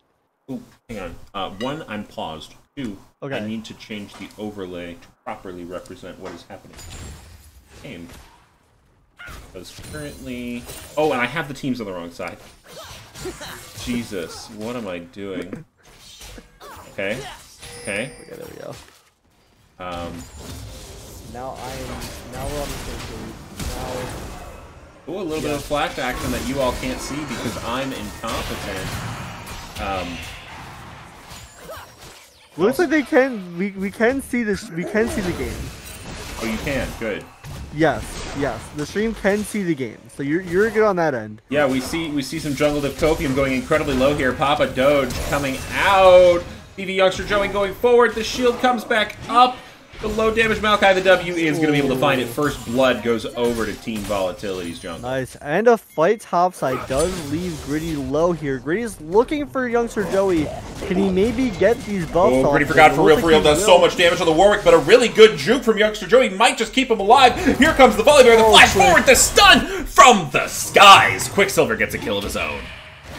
Nice. Looks like Quicksilver really helping Youngster Joey out there. Youngster Joey looking a little questionable there, still being around those areas, but Quicksilver able to help him get out of there alive. Does force the TP away from Warwick. Will Warwick look for Youngster Joey again? He is running into the jungle here. He could look for this Maokai, and the Maokai is still low. If he's still low, he will be smelled, so we'll be able to see him, but it looks like he's just going to use the move speed to perhaps look at the mid lane. Papa Doge has to be careful as there's a Doge looking for him. Griddy4God for real, activates the E. There goes the fear. Your W might not save you. W gets him just over the wall. Isn't going to be enough. Flash forward from Rayun. One auto. Will it be two? Can he get Q? Oh. There he goes. Rayun. Yeah. Gets Youngster Joey is too low to really go and help out. He did just get some health from the red buff, but still not enough to help Papa Doge out. But this will result in Quicksilver getting a lot of push in this top side. Yeah, but you know, really good play there from Papa Doge. Uses the W so that Rayun does have to commit the flash to get that kill. Yeah. I'm surprised. Yeah, he put down the satchel very early on and knew to wait out the Warwick Q, wait out the Warwick Fear, and then activate the satchel. So really good patience from Papa Doge there. Yes, he still gets killed, but I mean, he gets it back. He gets flashed off of Victor, and now he's got like a little nice freeze going on right in front of his turret where he can just farm up safely and then try and poke out the Victor as the Victor walks up. Yeah. Across the map, looks like a little bit of a gold lead here for Team Volatility. It's got the 2 kills, 2-1. Also, I think a little bit higher in CS across the map. Skibby farming incredibly well here on this Ezreal. Vaymira forced to... Well, has gone back and gotten the call, but seems like they've been forced off quite a bit of CS just based off of the numbers. Yeah. So much action on the top side here. It's so easy to forget what's going on the bot side, and you're looking like, oh wow, Ezreal has a lot of farm. Yeah, and Quicksilver is just going to look to go in and do those close little rotations and back it out, because where Warwick thrives is when you are low health, when he is low health, and in prolonged fights. It also looks like Silver abusing the fact that his auto attacks do AoE lightning to poke Griddy4God off of the wave. Oh, Youngster Joey might have to be a little bit in front of his team and find some... Oh, ultimate coming out here. Quicksilver disabling the turret, but Griddy4God finds a really good fear. Turret comes back online, and now Griddy4God just has to wait for his Q to be back up. And this could be a little bit dicey for Quicksilver. Quicksilver calls the skies, and they rain down a beautiful solo kill there as the bear eats the dog. The second this Volibear gets ulti, Quicksilver just goes right in and says, I'm not giving this Warwick time to get his ultimate. That could potentially save him in the fight. So forcing the fight right away, huge play for Quicksilver. You know, like I said, you know, one of the dangers was, you know, if this Volibear gets ahead and gets super tanky, it's gonna be, you know, it's very hard to reach this Ziggs and reach this... Oh, Jungle Diff Copium comes from the bush for a cheeky little lane gank. The Flag and Drag finds Sideclick as Sideclick looks to sacrifice himself for his AD carry, but Skibby's doing quite a bit of damage to the back end. Sideclick stays alive, and Youngster Joey now assisting with some saplings from over the wall, and now Skibby feels empowered. He's not scared at all. Has an E, can just get over the wall if necessary. Flag and Drag not quite gonna land. Now Youngster Joey is here. Not gonna do too much to force this lane. Yeah, I mean, right now for Skibby, if he can just stay alive, just keep the CS lead over the server. I mean, you're just trying to like hit the Trinity Force and then go all in on the server. So if you can kind of just focus the farm, focus the gold income, and get this before the server finishes their goal, that's the huge thing for us. And it looks like they will, you know, on the side of Griddy, they will go for this dragon here, saying we just pressured the bot lane in. You know, we have the Victor, you know, holding the mid lane here. Maybe we can go for it, but Youngster Joey's saying, hey, listen, like, I still ultimate going, Youngster Joey going in the back of the pit, instantly bursting out Steam Buns with a beautiful play. Skibby's gonna find one as well as Vaymira goes incredibly low on mana. Shield going up, though. Flash forward, Skibby not quite able to find it. Ward's not available, has to be so incredibly careful. Vaymira looking for the turnaround, but a good Q is going to end it. Mega Inferno Bomb finds some damage onto Rayun, can pop a Doge, flash forward, gets the kill. Everything's coming up, Team Volatility. Yeah, beautiful engage there by Youngster Joey to pull the trigger and say it's time to go in. Immediately takes out the Swain, and now without the Swain, you have nothing protecting this server, nothing protecting this Victor. So Team Volatility able to split up the map. You're able to put the Ezreal down and get the Sivir, and everyone else just focus this Victor, force him out, and this will be the dragon over to the side of Team Volatility. Just Yeah. as long as maybe Sivir doesn't go for a boomerang. I don't think they're safe enough to. So this should be an early dragon for Team Volatility here. Get the Mountain. And that is huge, especially for this Volibear. I mean, for the Volibear, for the Maokai, even the Braum, this early Mountain Soul is going to make it so much harder now for this Warwick to just stay in lane and face his Volibear. Yeah, it will be quite challenging here. Quicksilver, defying sort of what I said as Warwick being the ultimate 1v1 champion, has found 2 kills for himself. Doesn't actually have the Bramble Vest yet, as he feels pretty okay just getting those Ionian boots and then building towards his Mythic. Yeah, I mean, he's running the Ignite here, so having the Ionian boots really helps him with getting more Ignites out, essentially. Yeah, You know? Skibby gonna go forward. Lots of damage found there onto Vaymira. Vaymira does have some pretty good feet, though. Bell Shield, the This Bell Shield ultimate. on the ult. But you do have Youngster Joey here, so if you do opt to stay here, you're tempted to stay because the cannon, but if you do stay, you're just dead. Yeah. So good back by Vaymira. It does get a lot of gold in the hands of Skibby here with these plates. Probably can get 2 here with the W damage. Over 1,500, over 1,500 gold ahead of the enemy AD carry here is Skibby. 201 and 101 CS at 10 minutes. Yeah, crazy farming. Now, the good thing for Griddy4God is that they did just get the Rift Herald on the top side from that play. So now hopefully they can get some gold maybe into the server. Probably, I would imagine it's going to go for Victor here. Ooh, Swain might be in a little bit of trouble. Side click procs the Braum passive, but do they have enough to get through it? They do. Youngster Joey goes on a killing spree on this Maokai. Now Yeah, Griddy4God now with that wants to blast fight. they can look for Vaymira here potentially. It looks like they will opt against it, throwing Skibby and Cyclic through the mid lane and throwing Ziggs at volley. Oh, Quicksilver. Ooh, Infinite Duress is going to be utilized. This Ignite will be dropped. Flash away from the ultimate. Quicksilver has to be careful. Griddy4God for real has no mana, no help. Flash forward is going to get chomped up. And the shield is going to help Quicksilver stay alive. Ezreal goes just a little bit wide. He could take but him down too. Quicksilver has so much difference. The got W a healing, the healing. stunned up. What are you doing? Quicksilver goes on a rampage. Yeah, this Volibear ahead. I mean, yeah, the nice flash on Griddy to get out of the Volibear ultimate. But if you can't Q the Volibear before he Qs you, it's game over. So the Volibear able to flash and immediately take out the Warwick there. And Jarvan, what are you gonna do? I'm a fed Volibear. I'll just heal off you and kill you myself. Yeah. So beautiful plays on the side of Quicksilver here.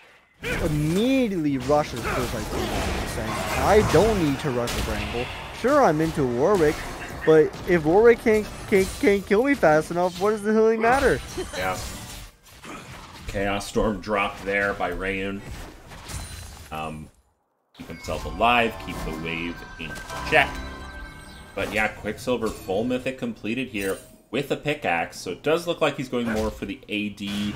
Volibear build was more using the Doran's Ring to sort of, Oh, Griddy4God has to be careful. He's going to have a little bit of damage reduction, and the Fear will activate here in a moment as Youngster Joey's taking quite a bit of damage, but... Oh, it is scary. You just got back to lane, and now you're looking at a full health bear. Yeah, you're looking at a full health bear. Volibear, you know, with those Ionian boots, not that night faster than you Papa think. Doge might be in a little bit of trouble. Uses the W perhaps a little bit early. Flag and Drag misses though. Oh, but the root is found. Super Mega Inferno Bomb goes over. True shot for Raj, not quite going to do that much just yet. Jungle Diff Copium takes quite a bit of chunking from the Braum passive, but not, well, from Braum, not necessarily his passive. Quicksilver looks to dive this turret, does have the ultimate available. Griddy4God, for real. Healing up, well, incredibly low, but Quick eventually gets that kill. Meanwhile, Herald being dropped in bot lane, but Skibby and Sideclick not really scared to take this fight. Skibby flashing away as stunned up is Jungle Dip inside of his own Cataclysm. Now Skibby is going to be taken down as Vaymira flashes forward. Sideclick going to be left alone under the turret to try and hold this off. Team Volatility is saying, yeah, if you're gonna put that much pressure on our top side, we need to make plays. And make plays they do. They get the Ezreal down, they get the Ziggs down. And now they're just trying to push for plates here. Looks like they were only able to get a couple. They're just short of the last one. And as timer goes away, they will not be able to redeem it. But they do get some gold into the hands of this Victor. Yeah. Victor getting a little bit of money. 124 CS here on that champion. But, God, I am just so scared of this Volley Bear if I am on Griddy4God for real. Yeah. And this next dragon is up, and I think we're probably going to see some kind of fight over it. Yeah, I mean, you've got the Viber with the Iceborne Gauntlet, just got back and got the Phage, got the Winged Moonplate there. And you have a Maokai with Radiant Virtue. They are so tanky. They're saying you have to try and kill us before you can reach our carries. You got Ziggs on the Yandries and Ezreal on the Trinity Force. They're just going to be poking behind these brick walls in front of them. Yeah. Ziggs already putting Swain at under half HP. The Jarvan's low. The flag and drag in, but red team manages to claim it. Youngster Joey has been absolutely fantastic with the smites today. Yeah, and just like game one, Team Volatility getting the first 2 dragons here. We see the Hex Gates activated. That will be the Hex dragon, a huge dragon in the hands of pretty much both teams here with the Silver, the Victor, and with the Edge and Ziggs. But if Team Volatility gets this Hex turret, it'll be so tough for Griddy4God to handle this, because they don't really have a big tank. You know, they have this Swain rushing Fry Lives, and they have this, you know, day 4 on Goldrinker. Throws down a ton of damage there onto Vaymira. Well, but Griddy4God for real is Wing in, looking to take this skirmish. No, you just can't get through that Maokai. That Maokai is so tough. Ooh, Volibear, I don't know if you catch it. Volibear getting the Hole Breaker. So, you know what? I'm so far ahead, I don't think you guys can handle my split. Not gonna lie, I was confused as to what that was. I wasn't sure what was happening with that build, but now it makes a lot of sense. So much split push pressure going to be coming out here from Quicksilver. We saw the power that it had in game 1 with Darius, which Griddy4God was playing as the top lane counterpart. So maybe, as you suggested before the game, it is just win top, win game. Yeah, I told you the top jungle matchups for these teams is where they end up putting a lot of their resources and a lot of their gold into. It's how this, you know, the Griddy4God team ends up playing. Usually it's Griddy4God for real getting a lot of their resources. And now for Team Volatility, it's Quicksilver and Youngster Joey just forcing plays out. And all Skibby has to do is just farm. I mean, it's still 30 CS over the server. Has got the Trinity Force, has got the Muramana now. And then with the Ziggs with the Andres, I mean, you're just poking, you're taking turrets, and you're just letting your top and jungle just run away with the fights. Yeah, with the Herald charging down mid, this is going to be a tough one. Griddy4God forming up the ranks, but it just gets taken out instantly by the Ziggs W. Yeah, and you know, you saw, you know, jungle trying to maybe look for something, and immediately goes half health on that Ziggs. I mean, it is so tough to even be near this enemy squad without taking some form of poke damage. And now the Volibear was the entire time was pulling the bot lane and still catching it up. And now the rest of Team Volatility is just looking around saying, hey, like, are they going to try and protect this? Are they allowed to protect this? Yeah. I mean, we've got the Volibear here, we have the Maokai here, we have the Ezreal here. We got the Braum, the Ziggs is on the way. It looks like they may look for a dive here. Yeah. Both teams kind of have the message here. Vaymira chillin', getting that mid wave in before coming to this bot play. Yeah, forces Papadoge to go back and answer that, just that way they don't give away. It looks like they're gonna go for it. Youngster Joey on the side. Listing advance available, but Quicksilver's not there yet, not pressuring, so it is a 4v5 as it stands. Yeah, Quicksilver getting the back in. Looks like they backed in order to get this Bramble Vest and go topside. You know, they're saying, you know, yeah, the Warwick does heal, the Jarvan does have Gore Drinker, and they have a Swain, so going Bramble to try and say, listen, I think I can basically 1v1 anyone you send up here anyway. Just in case, I don't want you guys healing. I want you guys dying. Yeah, and Jackie Boy, thank you so much for asking. This right here This is the Cuisinart double round flip Belgian waffle maker. It makes not one, but two Belgian waffles at the same time in a extremely quick fashion. If you have the channel points to spare, I can demonstrate how quickly this bad boy works as the latest sponsor of the low budget LCS. Yeah, they know we need to eat. You know, we got coriander beer for our drinks. Mm-hmm. We're really getting fed out here. We've got Denny's if you want to eat out. We've got Cuisinart if you want to eat in. We've got supplements. We've got beer. What else do you need, really? Well, it looks like Quicksilver is getting Griddy4God kind of low while we're discussing this. And it does look like the rest of the team... Griddy4God for real forced to flash away there. Is it going to be enough? Uses the Infinite Duress to try and stay alive. Has that damage reduction as quick. It's just tanking the tower. One more chomp will take him down. Yeah, I mean, for Voliver, you just force these fights against this Warwick. It forces Rayun to try and answer, and now it looks like it's just going to be Team Volatility's Dragon. There's no way they can fight for this now with having someone Victor up top. So, yeah, it seems like the waffle reward was set so that only one could be claimed. Oh, flash forward, Quicksilver doing a ton of damage onto Rayun here. Oh, but Rayun has a little bit of the health. Sorry, percent health damage to help combat that, however. Not quite enough. Quicksilver will take it down yet again. Youngster Joey now might be in a little bit of trouble. Cataclysm is going to be utilized. Youngster Joey going to use that W to cancel a little bit of damage. Now side click coming in to help assist. Super Wicked Inferno Bomb used to dissuade any further aggression here. Mira wants a little bit. Gromp going forward. Rooted up. That's the flag and drag. Papa Doge is going to fall. Now side click slowed up. But this entire time, Skibby's just taking the bot side. Skibby's saying, you guys can fight all you want. I want these turrets gone. Yeah, for sure. Yes, you do get the Papa Doge out if you walk a little bit too far, but you lose so much top side, you lose so much bot side. You now have Team Volatility with so much poke, one dragon away from this Hextech Soul. Okay, if all waffle rewards are claimed, we'll have to fix that in the future. So I'm just gonna start making some waffles. We're just getting some waffle action here. Beautiful. Yeah, we need to see it in work here.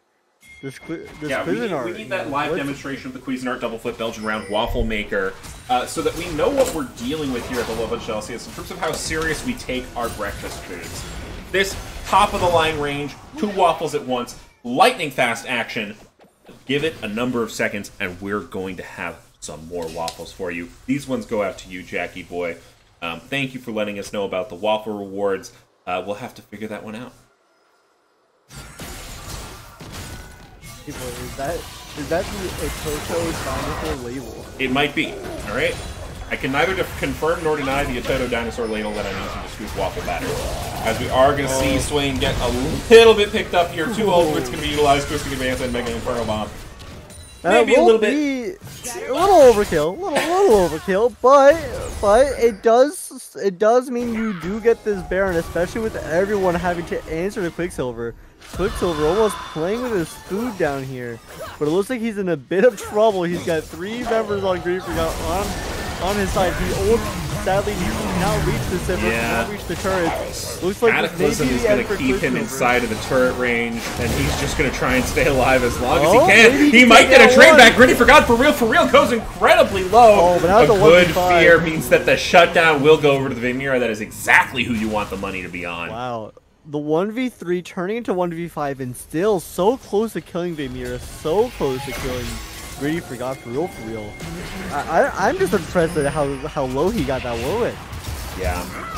And you know, USC9, I really wish we were officially sponsored by Cuisinart. Unfortunately, it's more of a metaphysical sponsorship right now. If you have Cuisinart Corporate's contact information and you want to like pass along a good word, Skibby's back is going to be stopped there by Jungle Diff Copium. Flash up the wall, Super Mega Inferno Bomb is going to be used. Griddy4God for real does have the ability to dive in forward, goes with the Q follow, and Skibby's going to get taken down. Shutdown going over the Victor.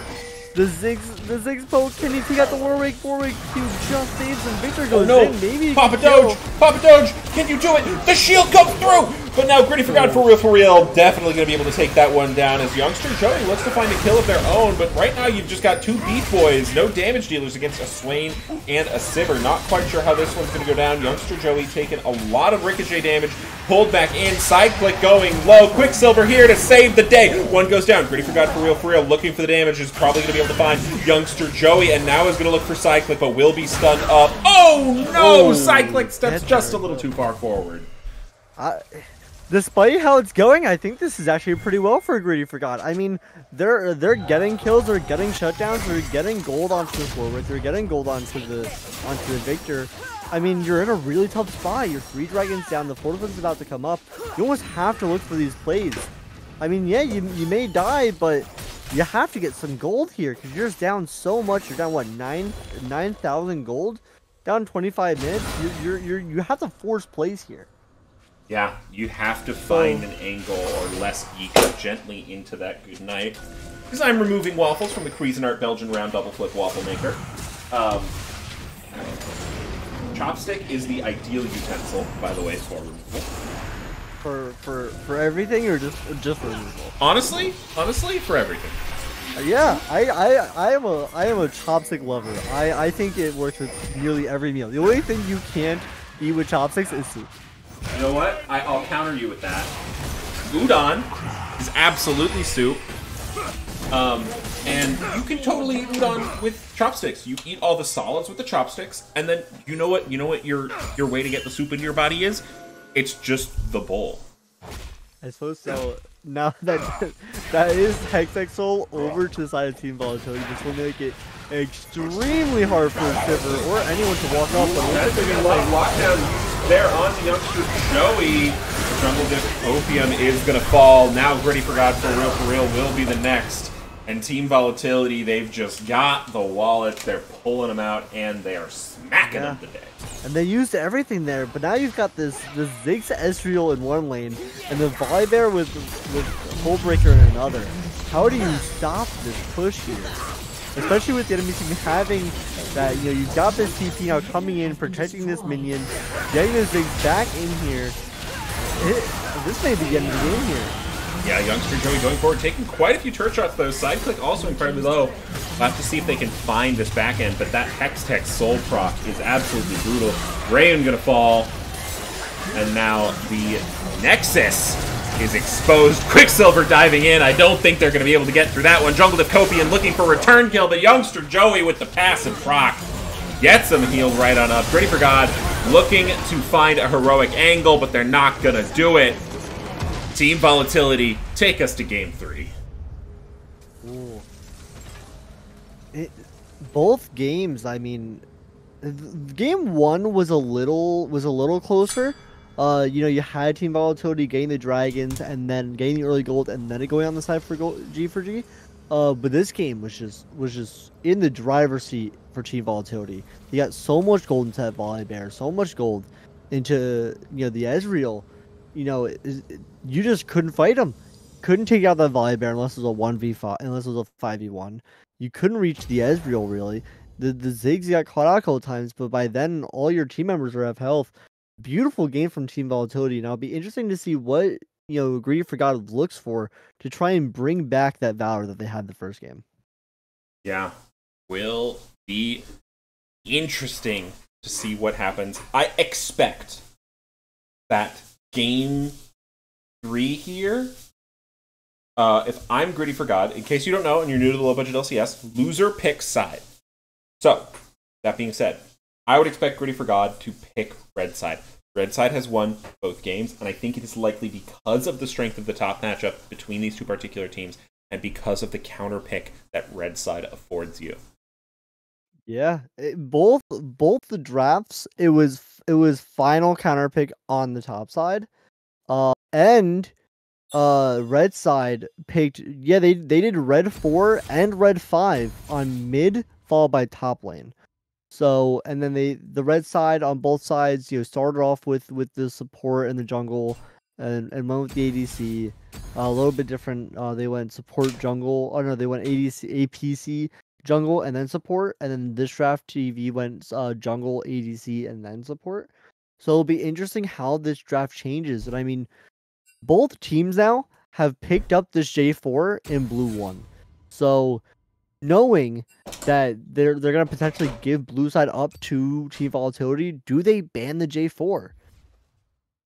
Or do they keep the same bans? Because that game, the bans were exactly the same, although instead of banning out, I believe it was the Kane, they banned out the Viego. So now do you keep that ban? Or do you worry about other picks? I mean, do you worry about this about the consistency of Ziggs being in every game? Do you worry about the J4 coming in for either side? Yeah, I mean, it looked strong, but obviously in that last game, it did not end up being a deciding factor. So maybe the J4 is a little bit of a bait. All right, looks like draft will begin here. Griddy4God actually staying on the blue side, it seems. Thank God. I don't have to change any logos. Let's work for us. Did my browser work? Hang on. It's all good. I'll handle. Just switch over to draft, and I'll. Yeah, because it doesn't. Do we have draft now? I think there was a accidental one wrong character there. There we go. I'm likely gonna freeze these waffles. I'm not gonna eat them. I could give some to my neighbors. I could bring some to my coworkers. They will be eaten and loved or composted. So either way, nothing's really truly going to waste. Don't worry. But yeah, the allure and the sheer luxury of watching the Cuisinart Belgian round flip double waffle maker is, the quality that we're bringing to the low budget LCS. Of course. Now, it does look like Team Volatility will stick with the same bans as last game, but Griddy4God will end up dropping the Leona ban for the Maokai. I'm curious to see what Team Volatility does with that. Will they pressure for an early Leona since they weren't able to get it through to the other games, or maybe it just isn't a pick for them for this series? I'll be interested to see what happens here. And Griddy4God, now Jarvan is up, but it looks like they're going to go for the Bel'Veth that they did hover last time. Yeah. So now, does that mean, does Team Volatility go for the J4 here into the Bel'Veth potentially? It is a signature pick for youngster Joey. It is. It is youngster Joey's pick, but now here's the thing: is that youngster Joey can run different champions. So now it looks like it will just be the Jarvan. The first game they did go the Conquer route. Maybe we get to see the unsealed spellbook this game. Could be a potential, play for them. They have been practicing it a bunch. It is Joey's favorite to run on the J4, and it looks like they'll also pick up the Leona that Griddy4God dropped the ban off. Yeah, and they've been running the Ziggs so much, I wouldn't be shocked to see Ziggs Leona be the call. Really, really strong combo down there in the bot lane. So could perhaps see a Ziggs Leona, or could perhaps see a Ziggs pick here third. I don't know if Griddy4God are considering that. Maybe they pick it away. Tarek going to be the pickup here. Tarek has seen a lot of up in pick rate this patch. So we haven't seen, I don't think we've seen, no, Griddy4God support did run a Tarek game. I would have to check the stats to see how they did, but I do believe they did have a game with that in. Oh, low budget LCS is here. Hey, LeChancer Buckle, whoever it is, can you also, Zedely, thank you so much for being the latest investor in the low budget LCS. I'm going to walk you through what to do before I complain a little bit here. And by complain, I just mean ask our wonderful overlords to kindly make a small adjustment as Renekton is picked up for Griddy4God. But you are now entitled to some free pancakes at Denny's, which means you are going to go to the Denny's outside of Burlington, Vermont. You're going to go around back, talk to our buddy Todd. Pancakes are on us. Thank you so much. Low budget LCS. The waffle redemption apparently was a one-time thing because people can't use it. So if you could change that so that people could use it, that would be absolutely fantastic. Because I do have some more waffles here in the pocket. Caitlyn going to be the pickup here instead of the Ziggs. Interesting. I guess you're worried about, the potential of the Renekton and the Bel'Veth getting on top of you. It does mean that Team Volatility will have to play some sort of heavy mid, AP threat. But you're also into this Renekton here. They're banning out the Kled, they're banning out the Malphite, which could have been huge for them. So I'm curious to see, so far in these series, it's always been you pick mid R4 and save the counter pick for top lane for R5. So I'm curious what they'll go here. They do see the Renekton though, but Renekton can be mid. Renekton can be mid. Renekton can absolutely be mid. It looks like they're gonna say we think the Renekton is top, so we'll run the Urgot. I want to see Griddy4God run Renekton mid here. I don't think they will, but I think if they can counterpick the Urgot and run the Renekton mid, it'll be very strong, especially for Bel'Veth. Because remember, Bel'Veth's whole thing is trying to get early objectives to get the ultimate passive off. To get the dash over the wall and to get the extra damage and to get the little voidlings. So it looks like the Griddy4God will go for the Kai'Sa. More than likely going to be the Kai'Sa against the Caitlyn. The range is still on the side of Caitlyn, but you do have the W poke. And you have a lot of all-in potential here from Griddy4God. You do. And with the Taric ult, that can be an absolutely terrifying combination. Low budget LCS saying that Taric is clearly top lane. Or sorry, Kai'Sa is clearly top lane. Clearly, of course. As we are going to see Azir being picked in. A nice duochromatic composition being picked by Griddy4God. They said we want purple and we want yellow. Yeah, it looks beautiful together. And it is interesting to see that now it's the mid lanes picked last instead of the top lanes picked last. So it looks like the Renekton will most likely be top. Maybe I'm lying. Maybe the Renekton is ADC. Or maybe it's a Azir Taric. Could be. You look for some crazy E angles with Taric Azir. Yeah, absolutely. So it's very hard to dodge a Taric E that moves with a shuffle. That's true. Wait, is that how that works? Yeah, as long as you're still in range of the connection, you can start the E and then Azir can shuffle it. Dang. So it's a really cool mechanic, but it's so hard to pull off because you have to still be in range of the Taric connection. Interesting. Well, we are going to get into the solidification of the particular zones. And I do believe the waffle is fixed. So if someone wants to test it for me. Wow. No. It's an expensive schmeckle thing. I would not pressure anyone to make a waffle, but you would get to see the beautiful action of the Cuisinart double flip round waffle maker. I think we're gonna need to see this waffle maker. Yeah. Oh, there we go. Okay. It's pronounced like hunk you. I'm confused. Someone help. I am also confused. It's okay. What I'm curious about is they're saying the waffle maker is a 2-minute cooldown because it's gonna take 2 minutes to make a waffle. I need you to prove that wrong. Okay, start a timer right now. All right, go. Okay. Hunk is quick. All right, Quicksilver is the hunk.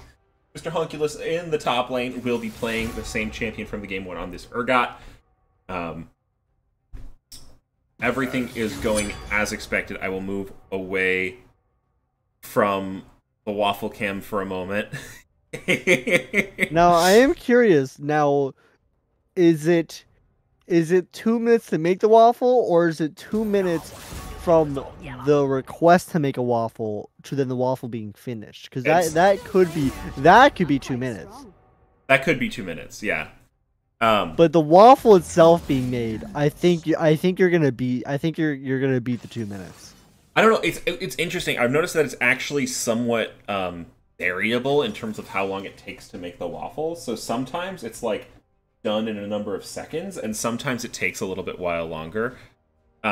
We will head back to the waffle cam as it is being requested by our overlords. Oh yeah, I do have the casters wrong. Thank you for pointing that out. I have it right in game. I have it right in game. Wow. I just don't.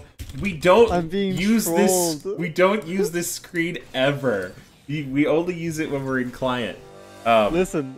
Me and Last Force may have gone to finals together, but we're not the same person. Yeah, the waffle setup is real. I can give you fingers to prove it. These are actually coriander beer infused waffle batter. So we take one whole coriander beer, dump it in, add flour. That's the recipe. Wow, you're at a minute 40. Oh no, it's oh no. It hasn't given me the indicator, but that might not mean it's not done.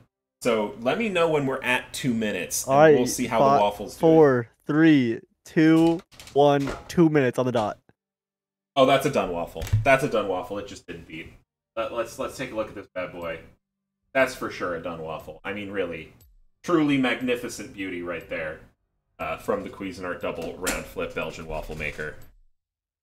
Wow, no beep. What would have happened if we didn't catch that? I mean, would it have just burnt the waffle? But wait. 19 steps coming in here. 500 bits coming your way if you give some good waffle crunch ASMR. I don't know exactly how crunchy these are, but I will get damn close to my mic and I will give you the best attempt I can. I don't know if y'all heard that. We not only heard the beautiful crunch, but we also heard the beeping from the waffle maker. Yeah, so that was the waffle maker deciding that was time. I can show you right now. So this is the stack that we've made since the start of the stream. I may have eaten at least one waffle. But that just goes to show you the efficiency of the Cuisinart round double flip waffle maker. There's a lot of waffles. It's a lot of waffles, and they're good waffles. Yeah. Like USC 9 saying house would have burned down. Like, we did get the beep eventually, so the house would have lived. It just would have been a very burnt waffle. I think it would have been okay. Honestly, I think it would have been a fine waffle. Maybe a little bit darker, but I have it currently set to a slightly darker setting. Oh, that may have been why. Also, Les4 is asking the big question: does Denny's use Cuisinart products? You know what? I'm gonna look that up for you right now. I want to imagine no, but right, that's so tough. It probably depends on the Denny's, I'd imagine. Denny's common replacement parts for store level. Oh, did we do predictions? I think we did. Okay. Yeah. Mm-hmm. Okay. It doesn't show up for me. I'm not allowed to predict anymore. What do you mean there's no money to be made betting on TV? Oh, it's cuz Barty. Mr. Barty. Can I be clear? Yeah. That was amazing. I love what you're doing so much with this waffle cam. I'm blown away that there's a real waffle cam on stream. It's freaking me the fuck out. It's incredible. How else would they know that we're making waffles? Yeah. Listen, when you said, hey, can you make a schmeckle button for waffle making, I figured it was a bit. I was like, oh, this is a funny bit. No, it's a full-fledged bit. It's a bit you're willing to fully go commit on. Yeah, I do have. This is a screen you clearly photoshopped for waffle cam behind it, and then a waffle cam in the middle. It's incredible. Yeah, I did have to do some finagling because my webcam cord isn't that long, so it's set up on a music stand so it can look at the waffle maker. That's insane. It's so close to your computer too. I'd be so nervous pouring batter in like a foot from my computer. Honestly, because of the beautiful drip tray that is part of the Cuisinart round Belgian double flip waffle maker, I'm really not concerned about the batter spilling over because I am confident that their engineering has me covered. If anything dribbles out, it gets caught by the beautiful tray right Did below. you fucking email Cuisinart and be like, hey, we're gonna just show your shit on stream, maybe, you know, sponsor us? Have you thought of it? You know, I'm sort of prepping this stream as like a pre-reel, and then we can send this stream to them and be like, hey, do you want to give us money and we'll keep doing this? And if we don't, I'm going to go out and buy a new waffle maker and then email that company. Whoa, you're like gonna threaten them. Yeah. Yeah. Which waffle maker will support us? That's love huge. the idea of threatening other businesses that we're gonna broadcast other businesses if they don't start supporting us because we're broadcasting theirs right now. What time are you on? Because you don't have the stream. Oh, yeah, that's a bug. Hang on. I can do that real quick here. Okay, thanks. There we go. We saw a little spice come out early, but not too much. Yeah, I saw them walking up. I was a bit concerned. That's why I was like, oh no, what time are you on? Extortion rules. Oh, and Dominus, hang on. I will say this out for you. This stream has been brought to you by Cuisinart, the only supplier of waffle makers you'll need in your entire life. Do a League Cuisinart crossover event where we watch Zach get poured into a waffle maker and made full Belgian. Is that like? Oh, that's his backing animation. Oh, that's beautiful. Maybe his Q is like. Maybe he's like W is like syrup is coming off of him. Maybe. Ooh, I'd be for that. Him, the guy. It is 1-to-1.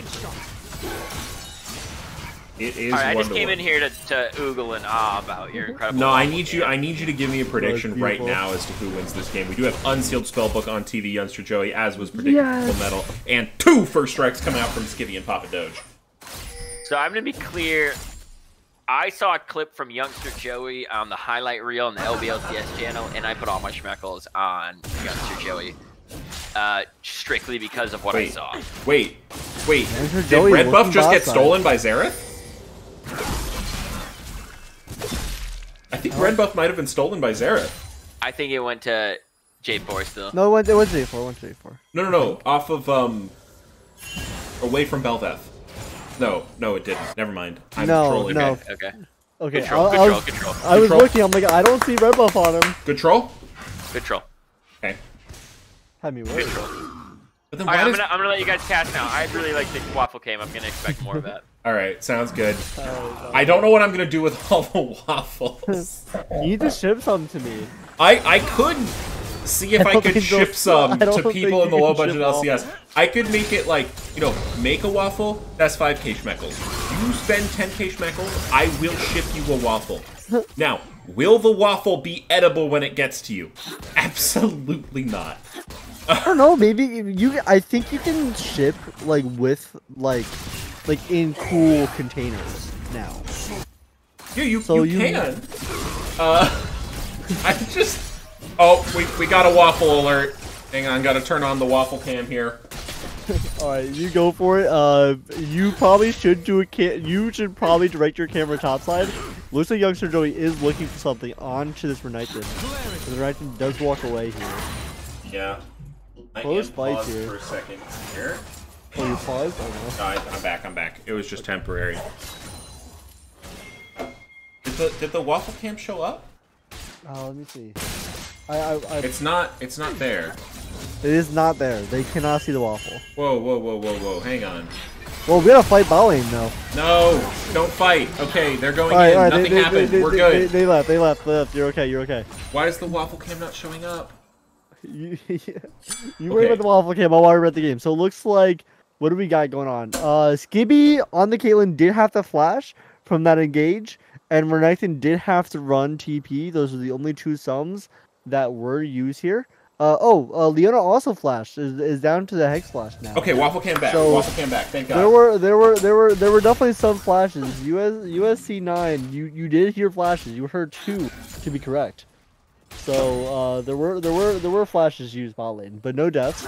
It looks like side click and Skibby do have pressure back there again. Yeah. Looks like the first dragon of the match. If I can get the Oh wait, did I end? There we go. It looks like the first dragon will be going towards a Hextech Drake. So Hextech Drake will not be the Soldier game. That's always good to know. Yeah, Hextech Drake. You know, we've already seen one of those. Get it out of here. What soul do you want to see? I want to see a Cloud Soul. I want to see these folks run around the rift, just going crazy. You know what? With these, Ooh, Cyclic going perhaps underneath turret. Lots of damage coming out here on a Steamboat Buns as the trap is set, but Skibby just not quite enough. Man, one more headshot. No. Oh. Okay. 19 steps really wants the waffles. I am almost out of batter here, so we might be on our last 2 waffles that we can do for now. And as we do see Terry with a beautiful engage, but on the other side going incredibly low. Traded first blood goes over to Vaymira, but instantly Skibby gets the trade back. However, Cyclic has to contend now with Vaymira and Jungle Diff Copium. 2 for 1 going in the favor. Griddy4God. Yeah, good. Pulling the trigger there. So good on Griddy4God there. They do come out on top. They do get 2 kills over to the Kaisa. So it will be interesting to see what they're going to rush here. Are they going to go for a poke type of Kaisa? Are they going to rush damage? They did start with the longsword. So it will be interesting. And they're going to use that to potentially look for Dragon here. Papa Doge a little too low to do anything about it. Does have the ultimate on Xerath, but I think is in a little bit of danger of Raymond potentially looking to kill him if he does go for it.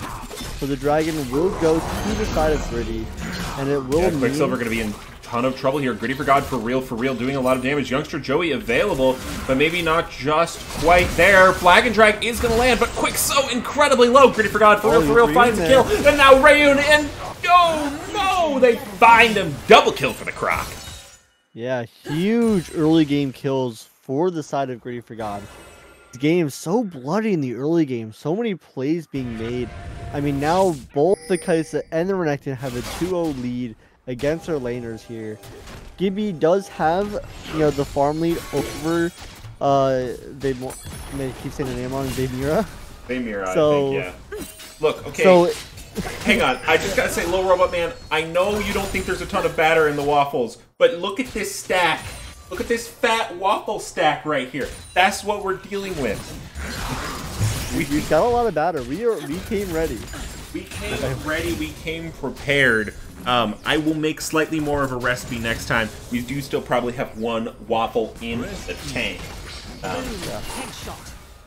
What I would be interested in is I want to see if anyone can make like a clip montage of all the times you said the name of that waffle the maker. Creasonart round flip double Belgian waffle maker that I switched the words around every single Yeah, time. I would love a montage of all the times you've said that and how many times you change it. That would be sick. Oh, and another waffle is done. Just going to show you the efficiency of Cuisinart engineering. I mean, it is just exquisite. You have a large family gathering. You want to feed them something nice in the morning, as we do see a nice engage in the bot lane. Skibby going incredibly low. Jungle Diff Copium layering down the damage, but now Flag and Drag on the back, and now Vaymira is actually left alone. Youngster Joey and Cyclic looking to do the damage. Papa Doge is available. Vaymira uses the ultimate to run around. Cyclic, one more. Oh no! Vaymira finds the kill. Shutdown though goes over to Papa Doge. Ooh. The only thing that's terrible is that because the kill got through before the death, the shutdown does go over on the Kaisa, so they have to get more gold.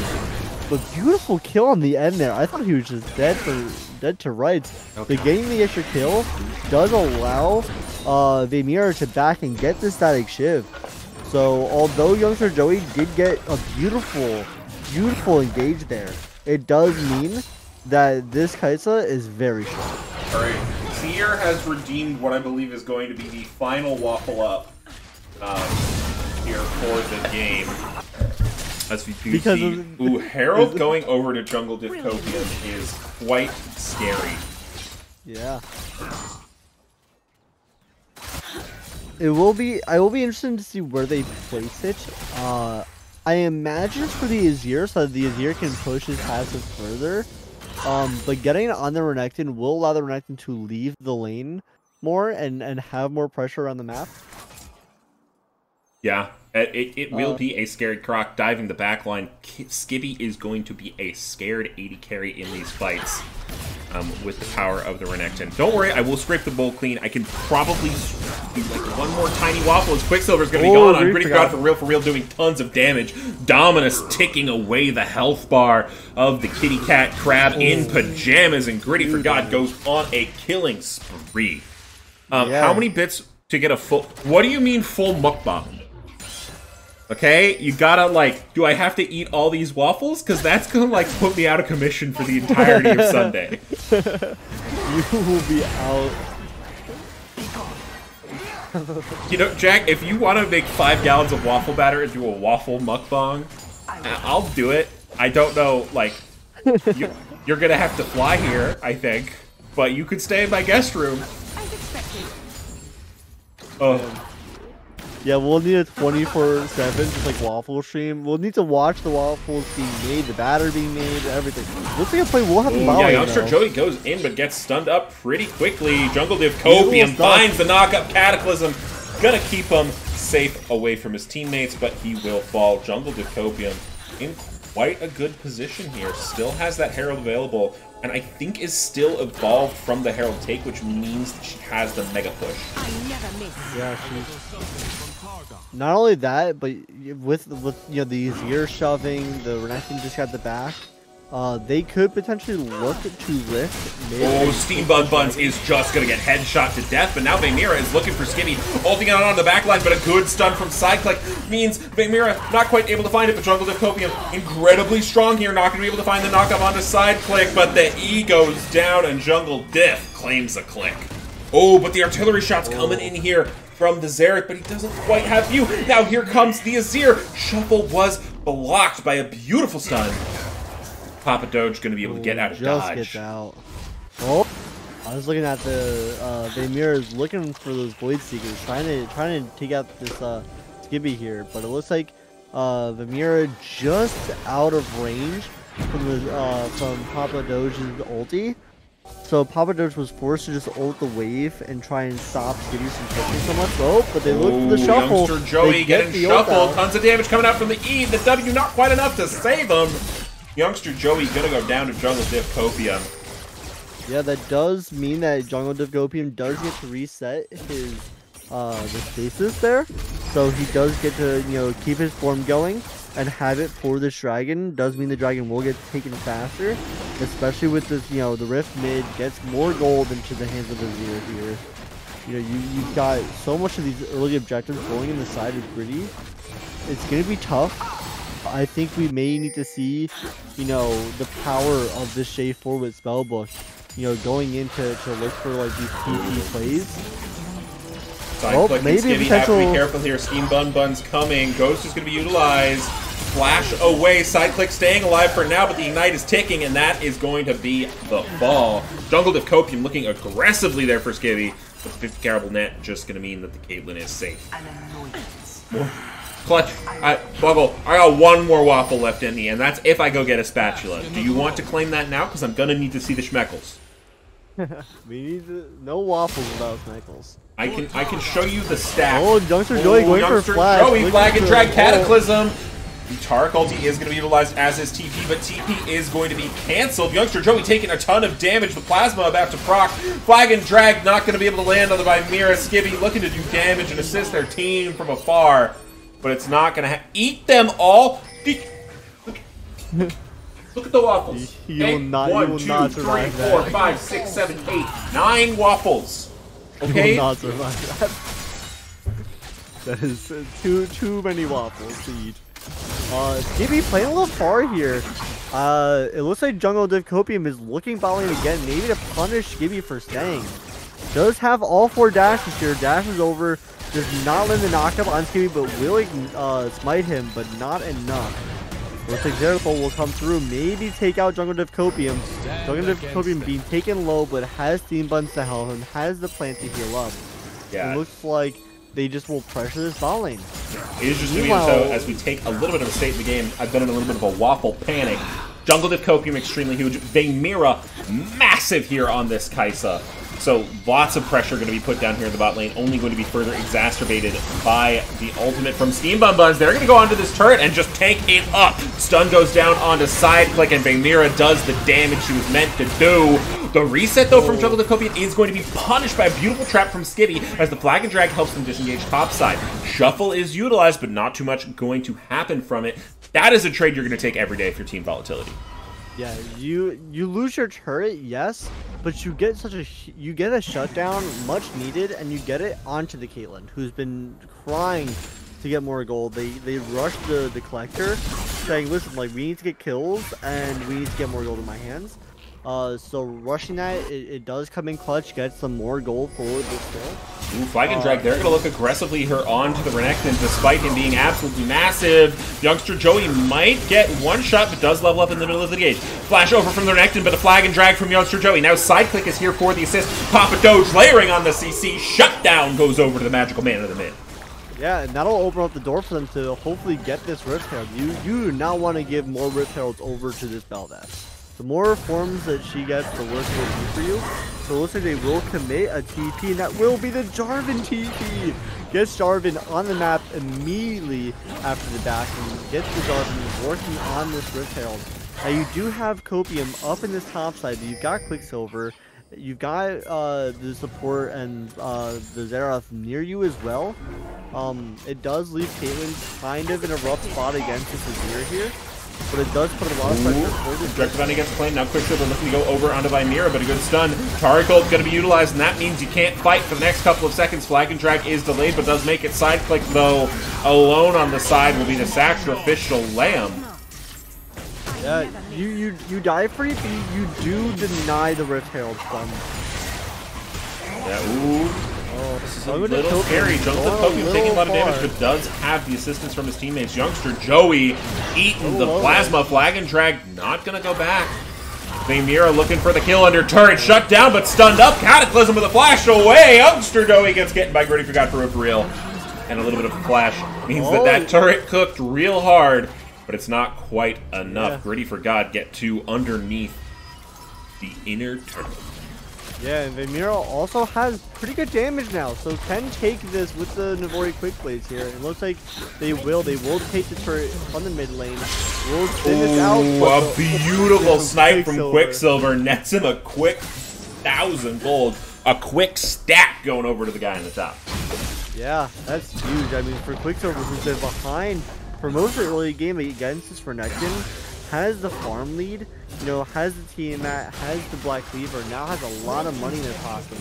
I'm curious to see if they stay and try and keep pressuring this, or if they back with that so much money in their pockets now. Looks like they will opt to push. They will drop the Rift Herald mid. Looks like they're going to try and open mid lane up in response, and maybe look for a dragon play here as well. But you have Rayun here with the Azir just holding off this dragon, not letting J4 get the pressure that he wants. Yeah, J4 a little bit frustrated, but they are going to be able to start this Drake, which is quite critical for them. 2 Drakes on the side of Griddy4God, but they are ready to go over this pit. We are going to see a fight. Steam Bun Bun's getting ready to use the ult, but it's incredibly low. A huge shuffle comes through, and onto the back line goes Griddy4God. Papa Doge falls almost immediately. Jungle Dicopian manages to snag up the Chemtech Drake, and it's disaster for Team Volatility. Quicksilver's getting taken down while Youngster Joey falls. 5 are wiped. 5 stand. A clean ace for Griddy4God. Beautiful Azir ult there. Just group them all together, force them all, and they just let the Renekton go in, let the Kai'Sa get her sack. The Taric just clumping up everyone. Most of Griddy4God didn't use her ult. I mean, you still have the Samira ult, you still have the Taric ult, so they can hard push this and still have resources to do more. Yeah. And it is going to be quite scary again with the Bel'Veth evolved. Lavender is stacking. Rain's going to take a little bit of poke here, but it's not going to do too much. Yeah, you've got Cyclic here, but no follow-up damage. Even if Cyclic finds someone, I mean, can Skibby really take them out that fast? It's a little tough. They want to engage here. Youngster Joey is looking. They're going to use the turret. Beautiful Flag and Drag Cataclysm coming through. Are they able to get the kill before the turret goes down? They are not. So that's a little bit of invincibility. Now Jungle Copium is available yet again. That's going to be one fall for reset going through. Quicksilver now taking damage from the plasma, but jumping into the backline. Steve Buns has to be very careful. But a double kill there for the 80 series in vain. Mirror Flag and Drag is going to dissuade Griddy4God for real from going too far forward with a beautiful combination from Papa Doge, but disaster strikes as Team Volatility bite off a little bit more than they can do. Yeah, the Taracle, just keeping them alive long enough for the rest of the team to come by. Griddy4God on the Renekton is able to split up that fight, is able to force the Caitlyn and the Xerath back, meaning that they're able to just take away this, this Urgot. The Urgot just left alone because of that Renekton and because of that Taric keeping them alive. It's just becoming harder and harder for Team Volatility to take care of these carries. Yeah. And USC9, I'm kind of eating waffles right now because I'm a snacker and they're here, so I'm snacking. If you want to give me schmeckles to eat a waffle, well, I am getting kind of full. So, I'm uncertain about that, but just know that the waffles are being consumed. You can see now that we're down to just the pillar of waffle, and the little corners that were on the side there, they're chilling out. Yeah. Alright, so Baron is up here, 20 minutes in the game. It is a big... Vamira finds a solo kill. A beautiful W means that she can ult herself right in there. The plasma procs, and it is good night, Skibby. Yeah, that is just the power of the very quick plays with Static and with the Blaze of Ruin King. I mean, it makes it so you can go in as Kaisa, and you're not necessarily out of the fight with the Ruin King. But it looks like hard. Renekton pushing bot, going in, not quite able to find it. It gets claimed up by Azir, and now it is going to be pushing bot. Yeah. I mean, now you've got Baron buff. Now this turret goes down really fast. Now you can't stay and look for picks after that. You have to go answer this. Bel'Veth will be generating her little Voidlings here, and this is going to be the push to end all pushes. You have to see if they can do it. Skibby is back live. Youngster Joey not too long on the cooldown.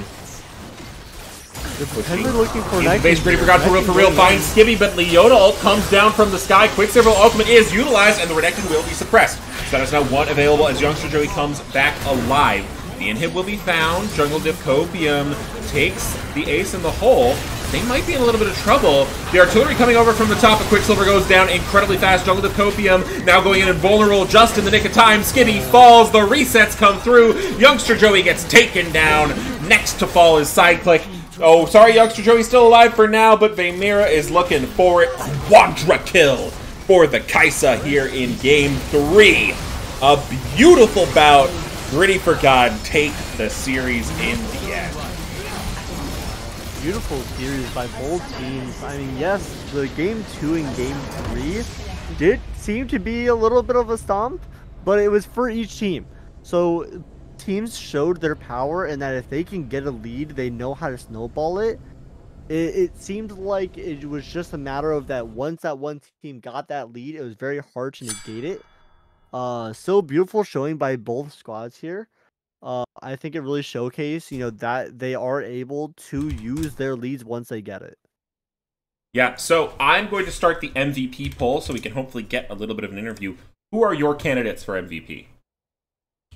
That's so tough. I think on the side of Griddy4God, I mean, I want to just give it to Jungle Copium. I mean, he enabled his top laner so many times. He enabled his team to go in and fight.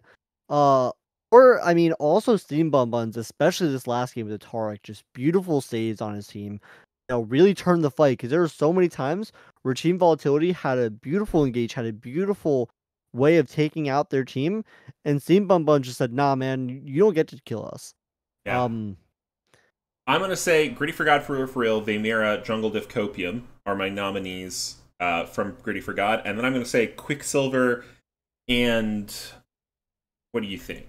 I think Skibby did so well. Did a lot game 2. All three games, Skibby had a CS lead and had the ability to be a force to be reckoned with. And like, if you did not go on Skibby, your team was in danger. So my vote definitely goes to Skibby on the side of Team Ball. All right. Well, we'll see what the chat thinks.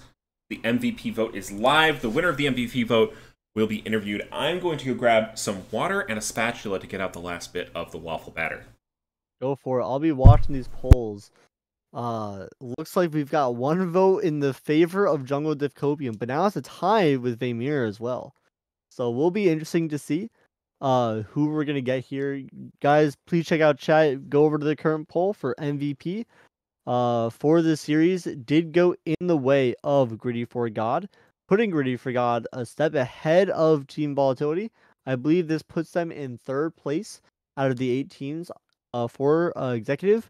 It does put Team Volatility in a bit of a spot, tricky spot for the rest of their series. I can go check who their next match will be up against, but Team Volatility will need to get some wins in here to make it off to playoffs. It is still early on in the season, so not too much to worry about. It looks like we're getting more votes in here. It looks like a lot of votes going in for Griddy4God for real, for real. I mean, hey, you've got the team named after you, or maybe you're named after the team. It's got to say something. Either way, the eponymous player for the team, it looks like Griddy4God for real is winning. However, you can use Schmeckles to influence MVP voting. We are not against a little bit of, putting your finger on the scales of justice. Skibby. I don't know. Skibby just took this vote from, out of nowhere, but Griddy4God for real is fighting back. This is a close fight. This is a close fight. People want Skibby. This is more votes going inside of Skibby. Looks like Griddy4God for real is fighting back though. It's Skibby with a close lead. How long do we want to? This is a close fight. You can just vote for yourself here, as a matter of fact. So, listen, we here at the Low Budget LCS have a problem. That problem is called inflation, and we have a secret plan to fight inflation. I wonder what it is. So, we might just be looking at a Skibby gap. Yeah, Skibby's got the Schmeckles and has got the I mean, listen, Skibby did well. Yeah, he may be on the losing squad here, but he was not the losing player by far. Yeah, certainly not. Griddy4God for real. Looks like they're gonna be a little bit behind the mark here. Oh my god. Listen, this has been our policy though. It has been our policy. So it looks like Skibby will win it. Lest Force contributed 7,500 channel points. I wonder where those went. I wonder what happened. We were fighting inflation. Says it was worth it, as we do have Skibby willing to come do an interview. So give me just 1 second, and I will get this man on the air. Skibby, congratulations on winning the MVP. Condolences on the MVP. Yeah, you are the MVP of this match. You received 7,500 channel points from one Lest Force. What? If that gives you an idea. So, talk to us about your performance. I know you didn't get the dub today. Obviously, big ups to your opponents. How do you feel after this, and where are you going moving forward? Honestly, I got no idea. I feel like very conflicted about the way we played as a team, especially in 1 and 3, which obviously those being the losses, it's kind of hard not to look at those badly. Got to give huge credit, of course, to Griddy's jungler, because holy crap, the Viego is like... I was terrifying. I was truly terrifying. You guys very quickly switched your ban from Kayn to Viego very quickly after that game 1. Yeah, I didn't want to see it.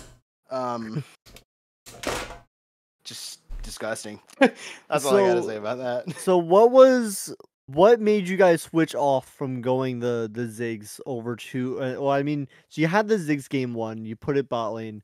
When you ran, I want to ask this: when you ran Ezreal and Ziggs, was that Mhm. always going to be Ezreal bot, Ziggs mid? Yes. Granted, I just like let Joey pick whatever, and I just listen. So Okay. Because um, when we saw that Ezreal mid, we thought it was we saw the Ezreal, we thought it was mid. We saw the Ziggs, and I know that you had played the Ziggs game one, mhm. so wasn't sure if we were seeing some mind games there. And then game three, you went over to the Caitlyn. Yeah. I think the Ezreal is just like personally, I don't think Ezreal's good in mid lane, Okay, so it was probably gonna be bot regardless. Um, I do see like I do see where it could work, but definitely after the first game, it seemed like I wanted to be on a marksman where I felt like I had more agency, at least in lane. gotcha. Um, about the Caitlyn pick, that was just something we have played before, like the Kate Leona, and I was like, yeah, it could be pretty good. We'll have push in lane, and then obviously what happened. So Yeah, their can't do jungle much. said no, you are not allowed to exist down there. Hmm. So beautiful series though. I mean, it seems like game one was the closest game out of the three, and then just it was a very hard set match from the beginning from either squad for games two and three. Yeah, definitely. So definitely a bloody game. You guys fought a lot in the early game. Is that usually how your games go? Do you guys always look to make these early game plays? Um, it depends. Granted, the comps we're playing, both teams actually, the comps that we're playing are very fight heavy, especially with Jarvan being that pick that happened 3 times this series. Yeah, That's something that people was are a gonna fight very with. first two games it was blue one, and then game three the Belveth pick, and then it immediately, was Joey just in comms like, guys, it's pick or ban, or not even pick or ban, it's just pick or pick. You know? Um, not necessarily. We were discussing other options, but kind of decided it's probably better to just take the Jarvan because it's a very strong pick. Yeah, especially this patch with the changes to the items Hmm. and just how well Jarvan does into most of the meta. Yeah, it just is unfortunate. It's one of those champs like we saw it obviously in game one and then in game two with when they had Jarvan. It if it falls behind, it just kind of doesn't really do much. Yeah. Like you can look for a pick, but you're playing against comps where they can get out, or in the case of game three, they have Taric, and you're never gonna kill anyone when you go in. Yeah. It's very Yeah, it's almost like you're forced into position with the Taric where it's like, okay, do you run, full damage Jarvan? I mean, yeah. Hmm. Yeah. But beautiful games though. I mean, your CSing was immaculate, especially the Ezreal game. They had the cold, but you were just miles ahead in CS and in gold early game. Hmm. Yeah. Well, shout out as well to Griddy4God. Congratulations on their victory. I look forward to facing them in the future. As I look forward to facing you as well. I believe we have yet to match up. That is going to do it for us on this Saturday night edition of the LBLCS, sponsored by the Cuisinart Round Double Belgian Flip Waffle Maker. Full Metal, take us out with your classic phrase while I prepare to raid somebody. All right. As you all know, my classic wonderful phrasing. All you have to do, guys, you load into game, you win lane, you win game, you win the LBLCS, and then you're on the road to victory. And that'll be it for us. Thank you guys for tuning in. And amazing series. Thank you again, Skibby, for coming by. And beautiful series. Hope to see you guys get more in the future. And say hi to Lesbos for me.